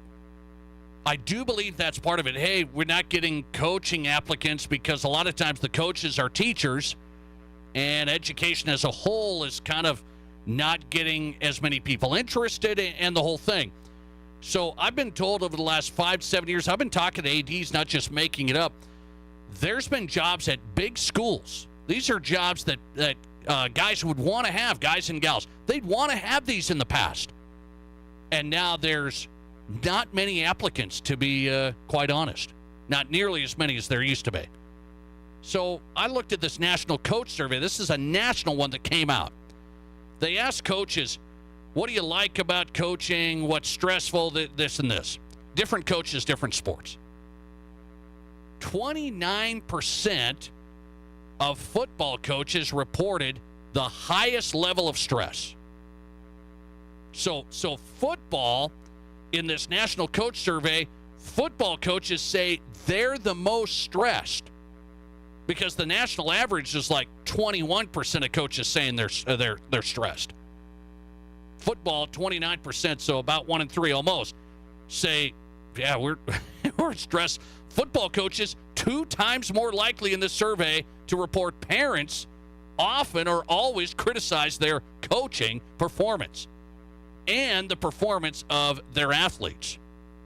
Also, 56% of football coaches in the survey nationally said their team's parents criticize the performance of referees, and that's the highest number. So football coaches saying, we got the highest level of stress. I'm stressed. My parents criticize my play calls, and they criticize the refs more than the other sports as well.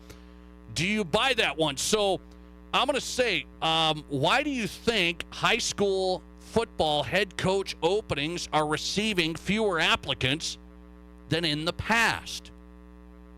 That's my question of the day. If you want a deep thoughts with the Nate Brown Show, I threw it out there, and I think there's 3 major factors.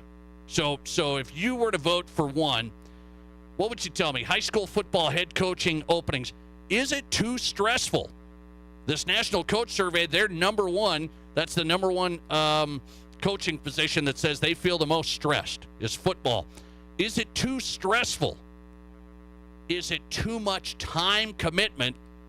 Or is it not enough money, not enough pay to be a head football coach?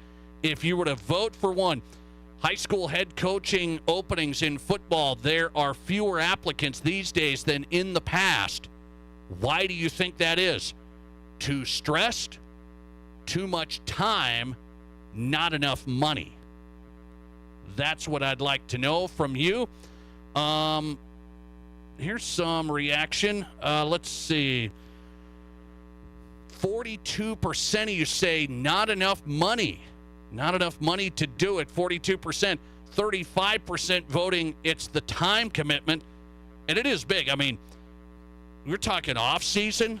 We're talking trying to help your kids get recruited. So coach contacts. I mean, we're talking trips across the state and getting back and the practice every day. I mean, trying to recruit kids into your program from the lower levels. I mean, if you're doing coaching right, it's a massive time commitment, and whatever the salary you get paid, $6,000 or whatever it is, varies on the school. That ain't going to cut it. I think that breaks down to about $4 an hour at times if you're doing it right. 42% say not enough money, 35% time commitment, 24% say it's too stressful. Here's my combo pick. I'm going to do the combo pick. I don't think it's the money's not high enough to get people like, oh yeah, I'm going to do that.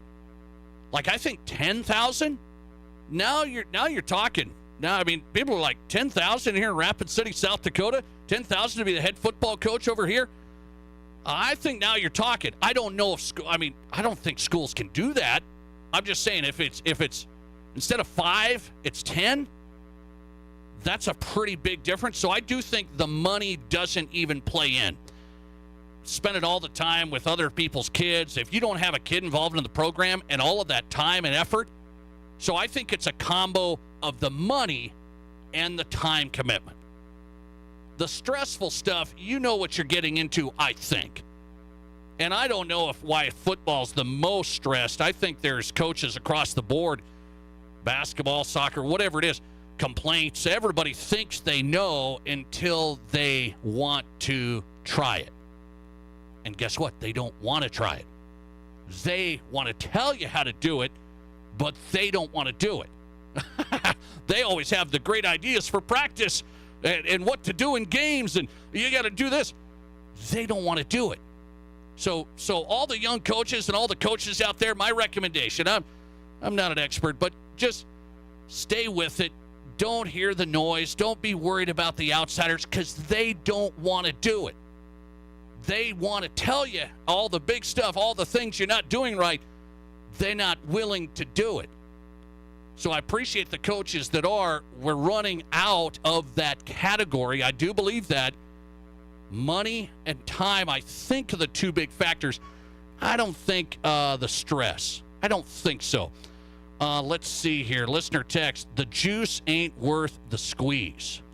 Yeah, I mean, a lot of time, and not a lot of compensation. And, yes, a lot of the politics and stress and everything that goes into it, that just poisons the scenario. It's an interesting one. Football coaches say they're the most stressed. Huh. Yeah, you know why, though? Because some people say, I would have done this. I would have called this play. Everybody knows football, right? We're all football experts. So I would have done this and done that. Why can't you guys beat Sioux Falls? I mean, come on. See how that goes? All you need to do is do this and this and this. Oh, thanks, Jim. Keith Smith up next, NBA analyst, talking NBA Finals and more. He's covering Game 3. He's on the way. Live callers, big-time interviews, and breaking sports news. This is the Nate Brown Show on Fox Sports Rapid City. Renewal by Andersen. Isn't it time to replace those old windows and doors? With mortgage interest rates where they are, investing in your home now rather than moving has never made more sense. Renewal by Andersen's legendary windows, ensemble entry doors, the entire Acclaim line of replacement windows will make your home so much more valuable, energy efficient, quieter, and secure. Please visit RBARapidCity.com, call today, ask about great discounts and awesome financing options. New windows and doors from Renewal by Andersen. Isn't it time?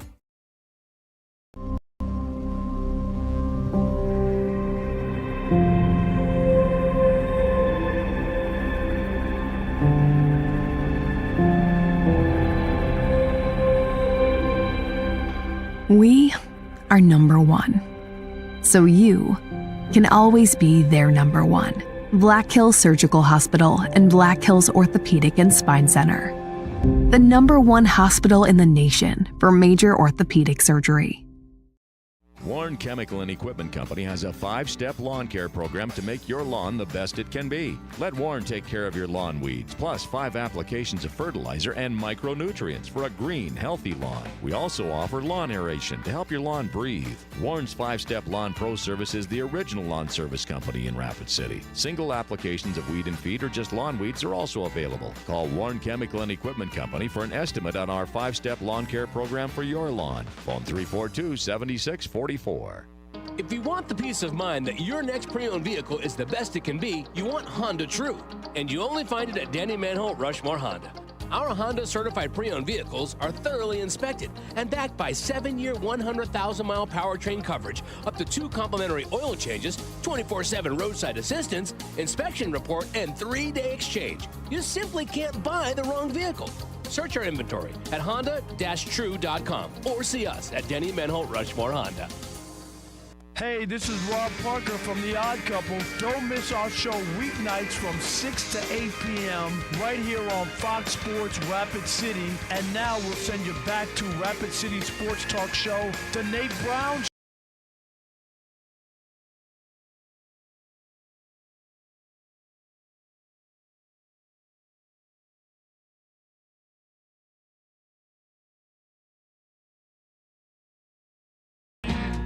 Welcome back. The Nate Brown Show live on Fox Sports Rapid City. A lot of ways you can listen or watch the show. We're live weekdays 4 to 6. If you can't catch the radio all the time, 106.7 FM, 1150 AM. Bring us up on the new online player. Live stream us on your phone anywhere. FoxSportsRapidCity.com. Live stream us all the time. FoxSportsRapidCity.com. Also, this show on YouTube right now. The Nate Brown Show. Search for the channel. You've got us live on YouTube. The Nate Brown Show. And Twitter right now. Streaming at Nate Brown Show on Twitter X. Keith Smith in tonight. Follow him at Keith Smith NBA. Got to do that if you're not. Contributor for Spot Track and his show on YouTube, Front Office Show. NBA analyst Keith Smith. Talking NBA Finals and more. Keith, how are you? I'm doing well. Thank you for having me. Thanks for your time. Okay, let's say before we go NBA Finals, and I want to get your read on how the rest of the series goes. The Dan Hurley to the Lakers thing. all these conflicts. Did Dan Hurley really want it and go to the Lakers, do you think? Hey, I may want to look at this. Or did the Lakers really want Dan Hurley? Which one do you think?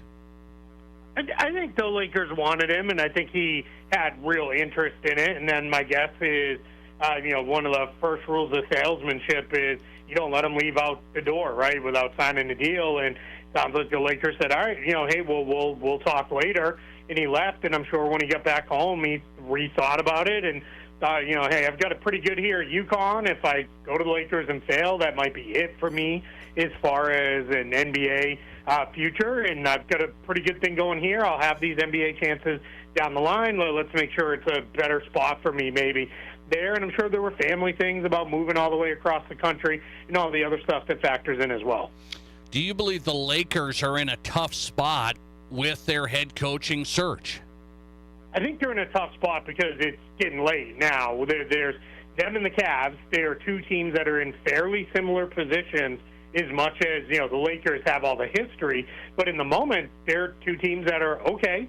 They're trying to win. They're playoff teams. They're trying to get better. They're trying to improve. And so I think for coaches, they're going to look at it and say, all right, do I want to go to the Lakers with all the history and maybe in a year or two LeBron James isn't there and I'm building a whole new roster around Anthony Davis and having to figure that out and coach that team up? Or do I want to go to the Cavs where let's see what happens with Donovan Mitchell and guys like Darius Garland and Jared Allen and figure out that situation? So they're pretty similar, and that makes it tough for the Lakers because if you're the only one and it's early on in the process, you kind of have your pick of the litter. You can go out and get whoever you want, but when you get this deep, this late into the search, it gets a lot harder to identify candidates, especially when you have another team in the same spot, maybe going for some of the same guys.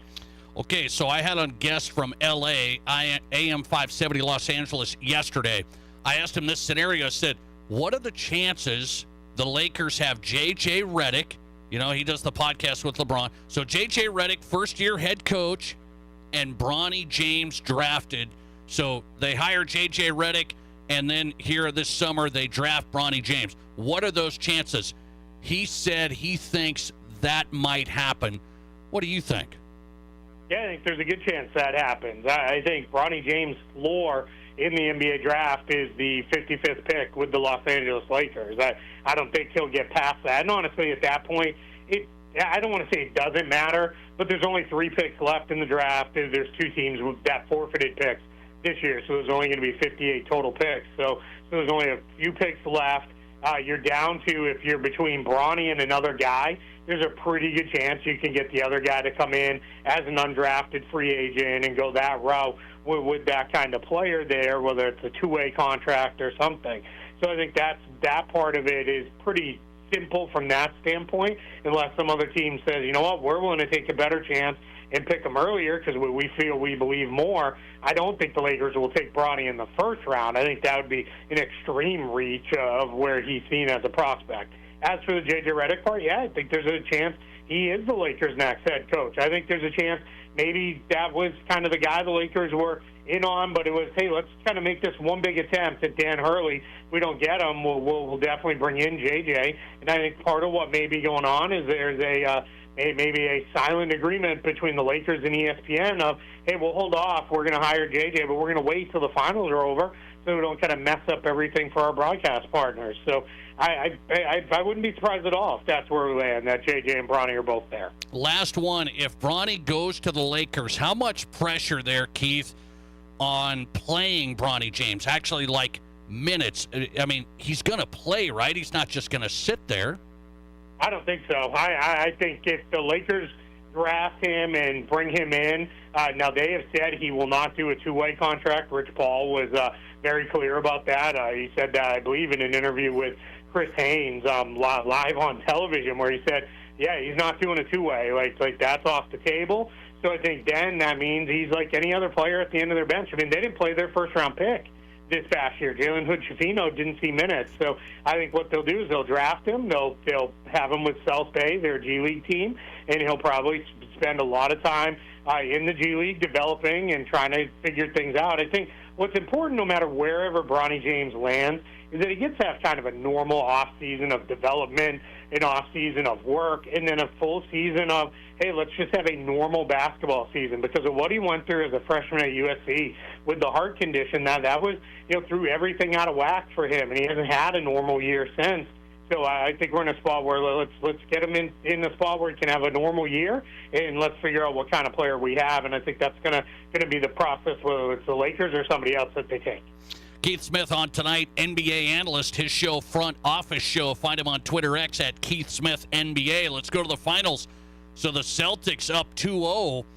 Now Kyrie hasn't played good at all. Luka banged up. Are the Celtics this much better than the Mavs? You watch the Celtics. You've been telling our audience these guys are really, really good. Are they just that much better than the Mavs? Yeah, I think so. Even without maybe Kristaps Porzingis, we'll see. I think there's a pretty big talent deficit. I think Luka is the best player in the series, then Jason Tatum, and then take your pick between Jaylen Brown and Kyrie Irving. Certainly through 2 games, it's been Jaylen Brown, but either one of those guys. But then the next 3, maybe 4 guys are Celtics on that list. And I think you're seeing the Mavericks have some pretty good role players, but their role players aren't guys who could step forward and be, solid number 2 or maybe even number 1 options on other teams. In their case, those guys are 3, 4, 5, 6, men type players, where for the Celtics, they've got a lot of guys that they can say, hey, I don't need to be the guy tonight. If my shot's not falling, the other guy's going to pick up and cover for me. And I think that's been a big difference, as well as I said this repeatedly. I said I thought both teams would score, and I thought they'd score more points than they did in the first couple games, but I thought Boston had ways they could defend Dallas to make it a little bit tough on them, but I didn't see the same thing from the Mavericks. I thought the Mavericks were going to have a hard time defending the Celtics, and so far that's proven to be true. Okay, I look at it and say, this next game, Celtics are underdog. They're not favored. They've been favored all the time. Do you think Vegas has this right for Game 3 tomorrow? Maybe. I think if the Mavs are going to win one, it's going to be this one, because I think what happens in series is if you're down 2-0, or 0-2, Game 3 is the season, because you're not coming back down 0-3. That's not going to happen, unless you absolutely make history, but that's very unlikely. So I think for Dallas, they know, hey, if we're going to give ourselves any kind of life, let's get it done here. And then I think what happens is you're going to see them, and they're going back home, you're going to see them play their best game of the series. I think guys are going to really be, up for the task, and they may get that win. And when I was mapping out the series a little bit, I picked Celtics in 5, and a lot of people were like, there's no way it's only going to be 5. That's crazy. And my thing was, for all the reasons I laid out, but I thought it'd be Boston wins the first couple at home, Dallas wins Game 3, Celtics squeak one out in Game 4, and close it out in Game 5 in Boston. But if Dallas doesn't win this one, I think the series will be over in 4. Because anytime you get a team down 0-3, it's very easy for them to start thinking about, man, we got to take another flight one way or another, either a flight off to the beach or it's a flight back to Boston. The beach doesn't sound so bad. Yeah, Keith Smith on tonight. Find him on Twitter X at Keith Smith NBA. He had the Celtics rolling. They're up 2-0, Game 3, a big one tomorrow. Find his show, Front Office Show, and Spot Track. Keith, good to have you. Thanks for the time. I appreciate it. Thank you for having me. Appreciate the time. Keith Smith, NBA analyst. The show is Front Office Show, a really good NBA show. Find him on Twitter X at Keith Smith NBA. Good follow. NBA Finals Game 3. Mavericks need it big time tomorrow, to say the least. They are favored. They've had a tough time. Luka's been doing some stuff. He's been banged up, been hurt, so he's not outstanding health-wise. And then Kyrie's just been bad. Kyrie had to play like he did earlier. I mean, he was lights out, and now he's been struggling. Let's go to this topic. Where should schools go right now when it comes to college sports? Like the South Dakota State Jackrabbits, for example. They've been rolling in FCS, winning national titles, raising money. Could they go to the FBS? Should they? A school has made that jump in their league. Missouri State going to leave the Missouri Valley and go to the FBS Conference USA. Wyatt Wheeler covering Missouri State. Why did they do this now? We'll talk to him next. This is the Nate Brown Show. Renewal by Anderson. Isn't it time to replace those old windows and doors? With mortgage interest rates where they are, investing in your home now rather than moving has never made more sense. Renewal by Anderson's legendary windows, ensemble entry doors, the entire Acclaim line of replacement windows will make your home so much more valuable, energy efficient, quieter, and secure. Please visit RBARapidCity.com. Call today. Ask about great discounts and awesome financing options. New windows and doors from Renewal by Anderson. Isn't it time?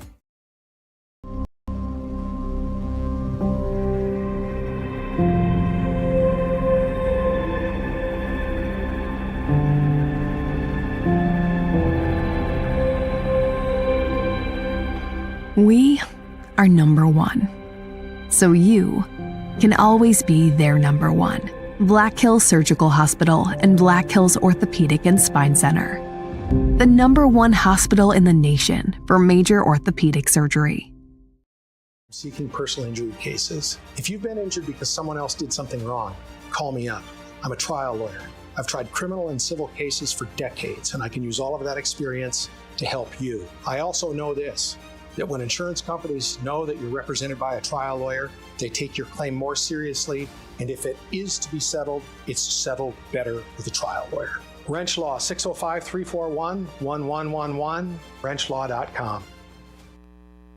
Hi, this is Dr. Dan Jensen at Physio. We want to be your trusted partner for physical therapy, athlete development, and sports rehab. As the official strength and conditioning partners for Stevens, Central, Douglas, and the Rapid City Rush, our team at Physio is building the best athletes in the Black Hills. If you have an athlete in the family, we offer long-term athlete development at affordable prices for middle and high school students. We also have the only board-certified sports PT in Rapid City. At our brand new facility, Physio is ready to help you perform at your best. One-on-one physical therapy, athlete development, and sports rehab, all at one place. Get started at bhphysio.com.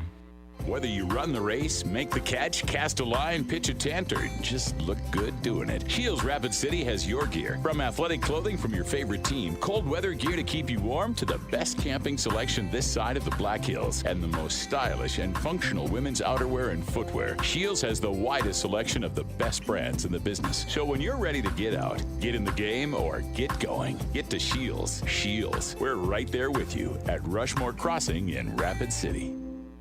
Ever since Barron's Wilson Funeral Home first opened their doors in Rapid City 140 years ago, they have continued to make personal service their number one priority. In your time of grief, they offer a personal touch by being at your side through every step of the funeral process. They answer difficult questions and guide you toward other professional services you may need. See for yourself the wide variety of services they can provide for you by visiting their website at barronswilson.com.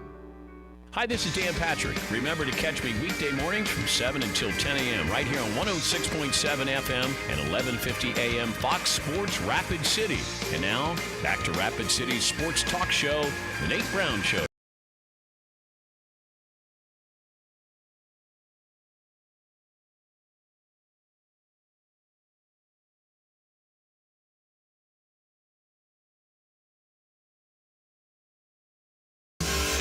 All right, welcome back in. The Nate Brown Show live, weekdays 4 to 6. If you missed parts of the show, you can't catch all of it. I get it.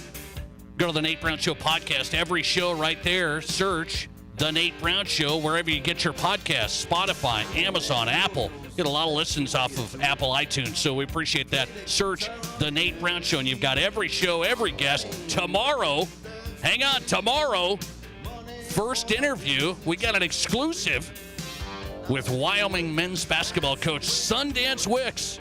Sundance Wicks on live tomorrow. The Nate Brown Show driven by Spearfish Motors. Spearfish Motors is the home for the new 2024 GMCs and Cadillacs. Great selection and great incentives right now.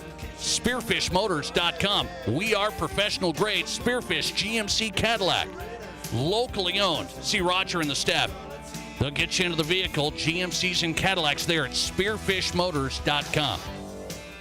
Wyatt Wheeler's on tonight. I've been following his work here covers Missouri State, Missouri Valley, and this story where Missouri State's jumping out of FCS and going FBS, Conference USA. Springfield News Leader is his paper, news-leader.com. Wyatt Wheeler on tonight. Wyatt, good to have you. How are you?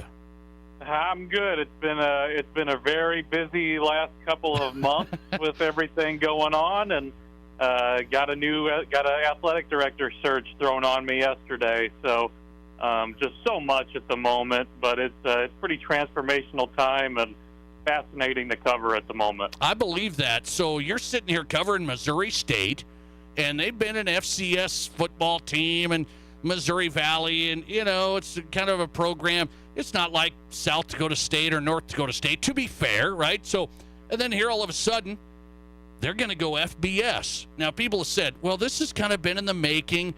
Why is Missouri State leaving the FCS and going FBS? What do you think the big picture is? This is something I've been covering for the last 3 years, and something that was started to get talked about around Texas, Oklahoma time when they go to the SEC.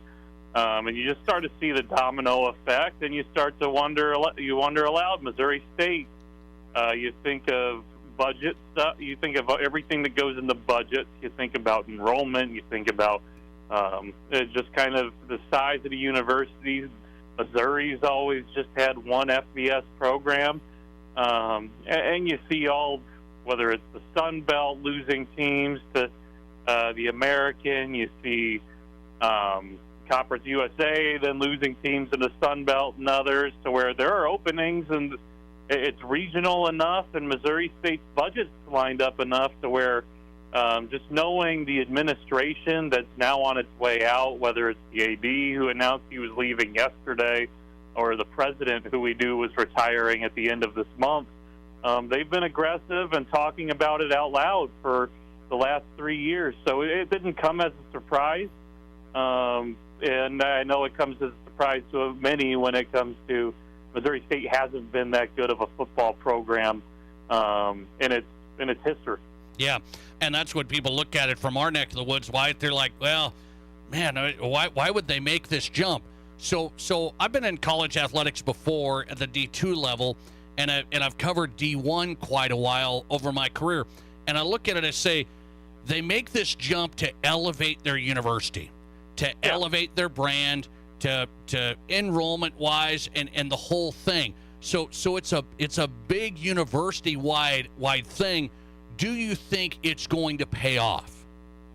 Yeah, that's a good question, because you got to make the budget stuff work, and you know that you're about to have an uptick in expenses. Whether it's you have to get that football facility on par and at least somewhat competitive.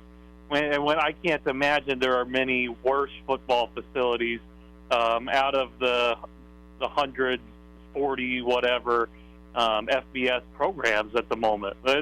It's just something they have to be able to get the money for, and then the travel and everything that goes along with that, and it's going to be a lot. Now you have an AD who decides to take a lateral move, maybe a kind of a step down at this point, to go be around family, to try to be happy.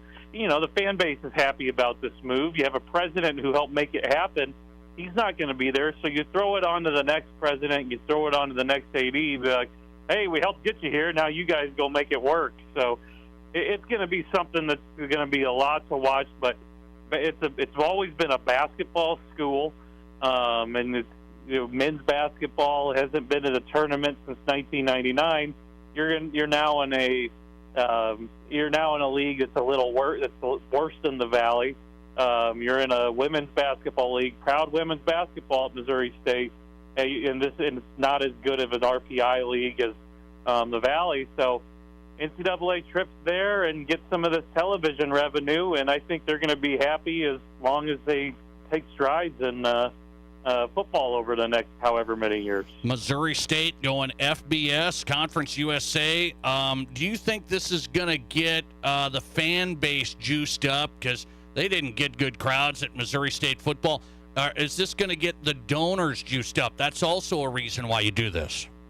I think, the donors are excited, and I think you add in the athletics director change, I think a lot of people are going to be really excited about that. The athletics director did some good things when he was here, but just not the most personal guy with getting out in the community. Some of the big donors that would have liked to get involved just kind of felt like they weren't being heard at times. So I think there's a new energy when you add in FBS.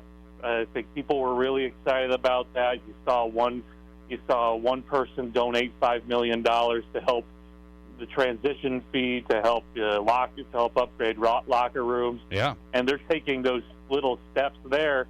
And now you throw in some new energy, whether it's a new president that's going to try to get a little more corporate funds that Missouri State hasn't had over the last decade or so.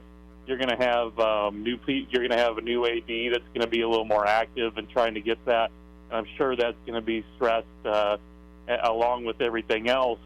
And I think there are going to be some new donors, and I can't imagine the crowds being much worse than what they were this past year, especially in basketball. Wyatt Wheeler on tonight. He covers Missouri State, Springfield News Leader reporter. Missouri State leaving the Missouri Valley, going to go FBS. Wyatt, do you think down the road here you're going to see this college sports shift? You've seen the national reporting where the big boys are going to have their own super league, the real big boys. Then there's going to be this spot of the Conference USAs, the Mountain West, these conferences. Are there going to be other FCS programs, the North Dakota States, the South Dakota States, finding their way in that spot, do you think? I assume there has to be some more changes coming. I know the president, the outgoing president at MSU, has kind of said this is the last spot. This is the last spot. But you look at what's going on with the two remaining in from the Pac-12.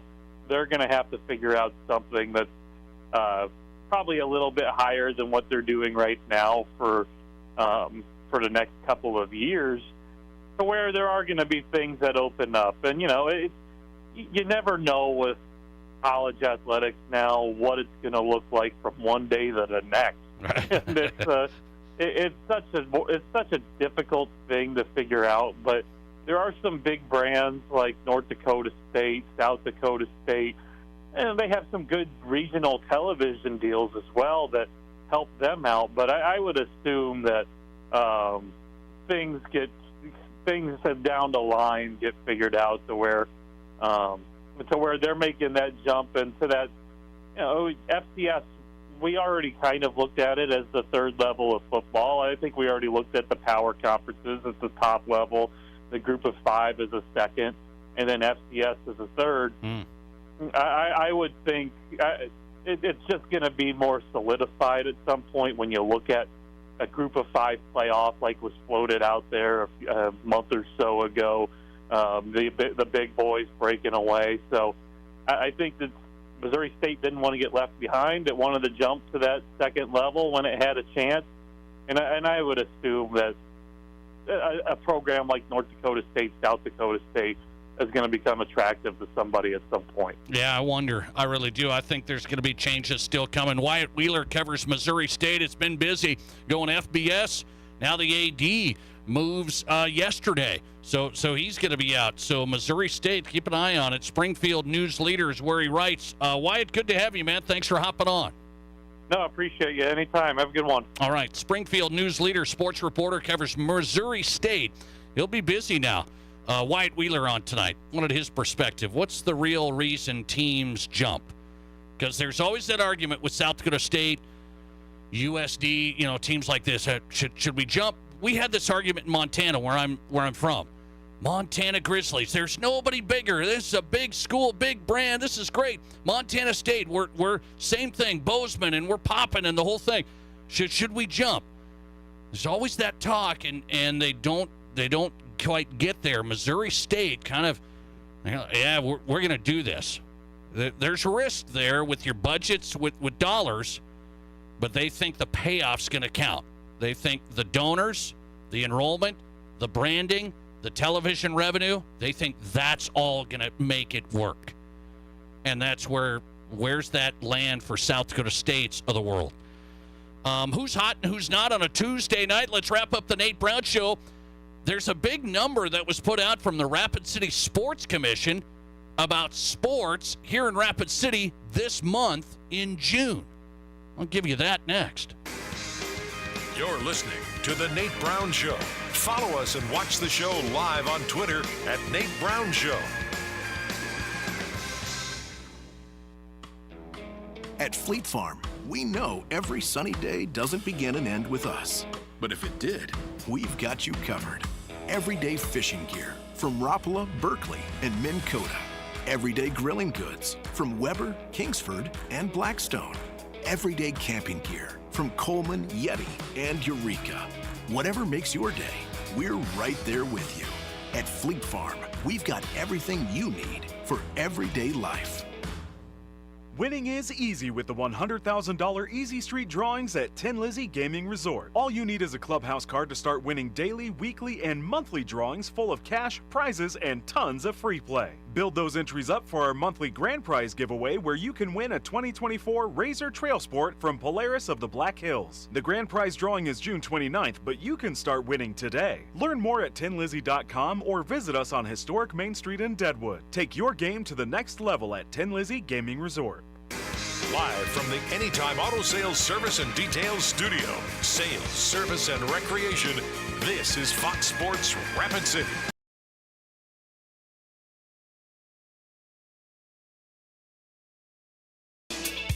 All right, fun show tonight. Thanks for being a part of it. However long you spend, we appreciate it. The Nate Brown Show live weekdays 4 to 6. Thought-provoking sports talk, local, regional, national guests across the board. And we wrap it up on a Tuesday with Who's Hot and Who's Not, brought to you by the Pizza Ranch. Tonight, it's kids' night. You don't want to cook, right? It's 80 degrees out. You don't want to cook. Go to the Pizza Ranch buffet tonight. One child 12 and under eats free for every regular priced adult. Tuesday nights, kids' night at the Pizza Ranch buffet. 2 locations in Rapid City. Get there. Buffet open tonight till 8. Who's Hot category? I'm going to go to the story from the Rapid City Sports Commission. So I just went to the Black Hills Rapids Rushmore Cup tourney. They just had a record number of teams, 190 soccer teams just came into town this past weekend. And the Rapid City Sports Commission put out a statement. With all these tournaments here in June, there's a Rapid City Sliders baseball one coming up. There's a softball one coming up. So they say all the tournaments in June in Rapid City will have an economic impact of $9 million. $9 million. Yes, I said a million. 9 million. That's interesting. So June, a busy month for Rapid City sports tournaments. Economic impact, we know that. And we're just adding on top of the tourism dollars. I'll take it. In our Pizza Ranch Who's Not category tonight, it's got to be the dumbest. I said the dumbest story in sports. Joey Chestnut is banned from the Nathan's Hot Dog Eating Contest here on July 4th because he signed a deal with a vegan thing or something. Who cares? Joey Chestnut, I don't care about the hot dog eating contest. Do we really care? I mean, people talked about it on Fox Sports Radio, for God's sakes. Give me a break. Coming back tomorrow at 4. More Joyful. See you then. One guy has no kids. One guy has 2 beautiful daughters. One guy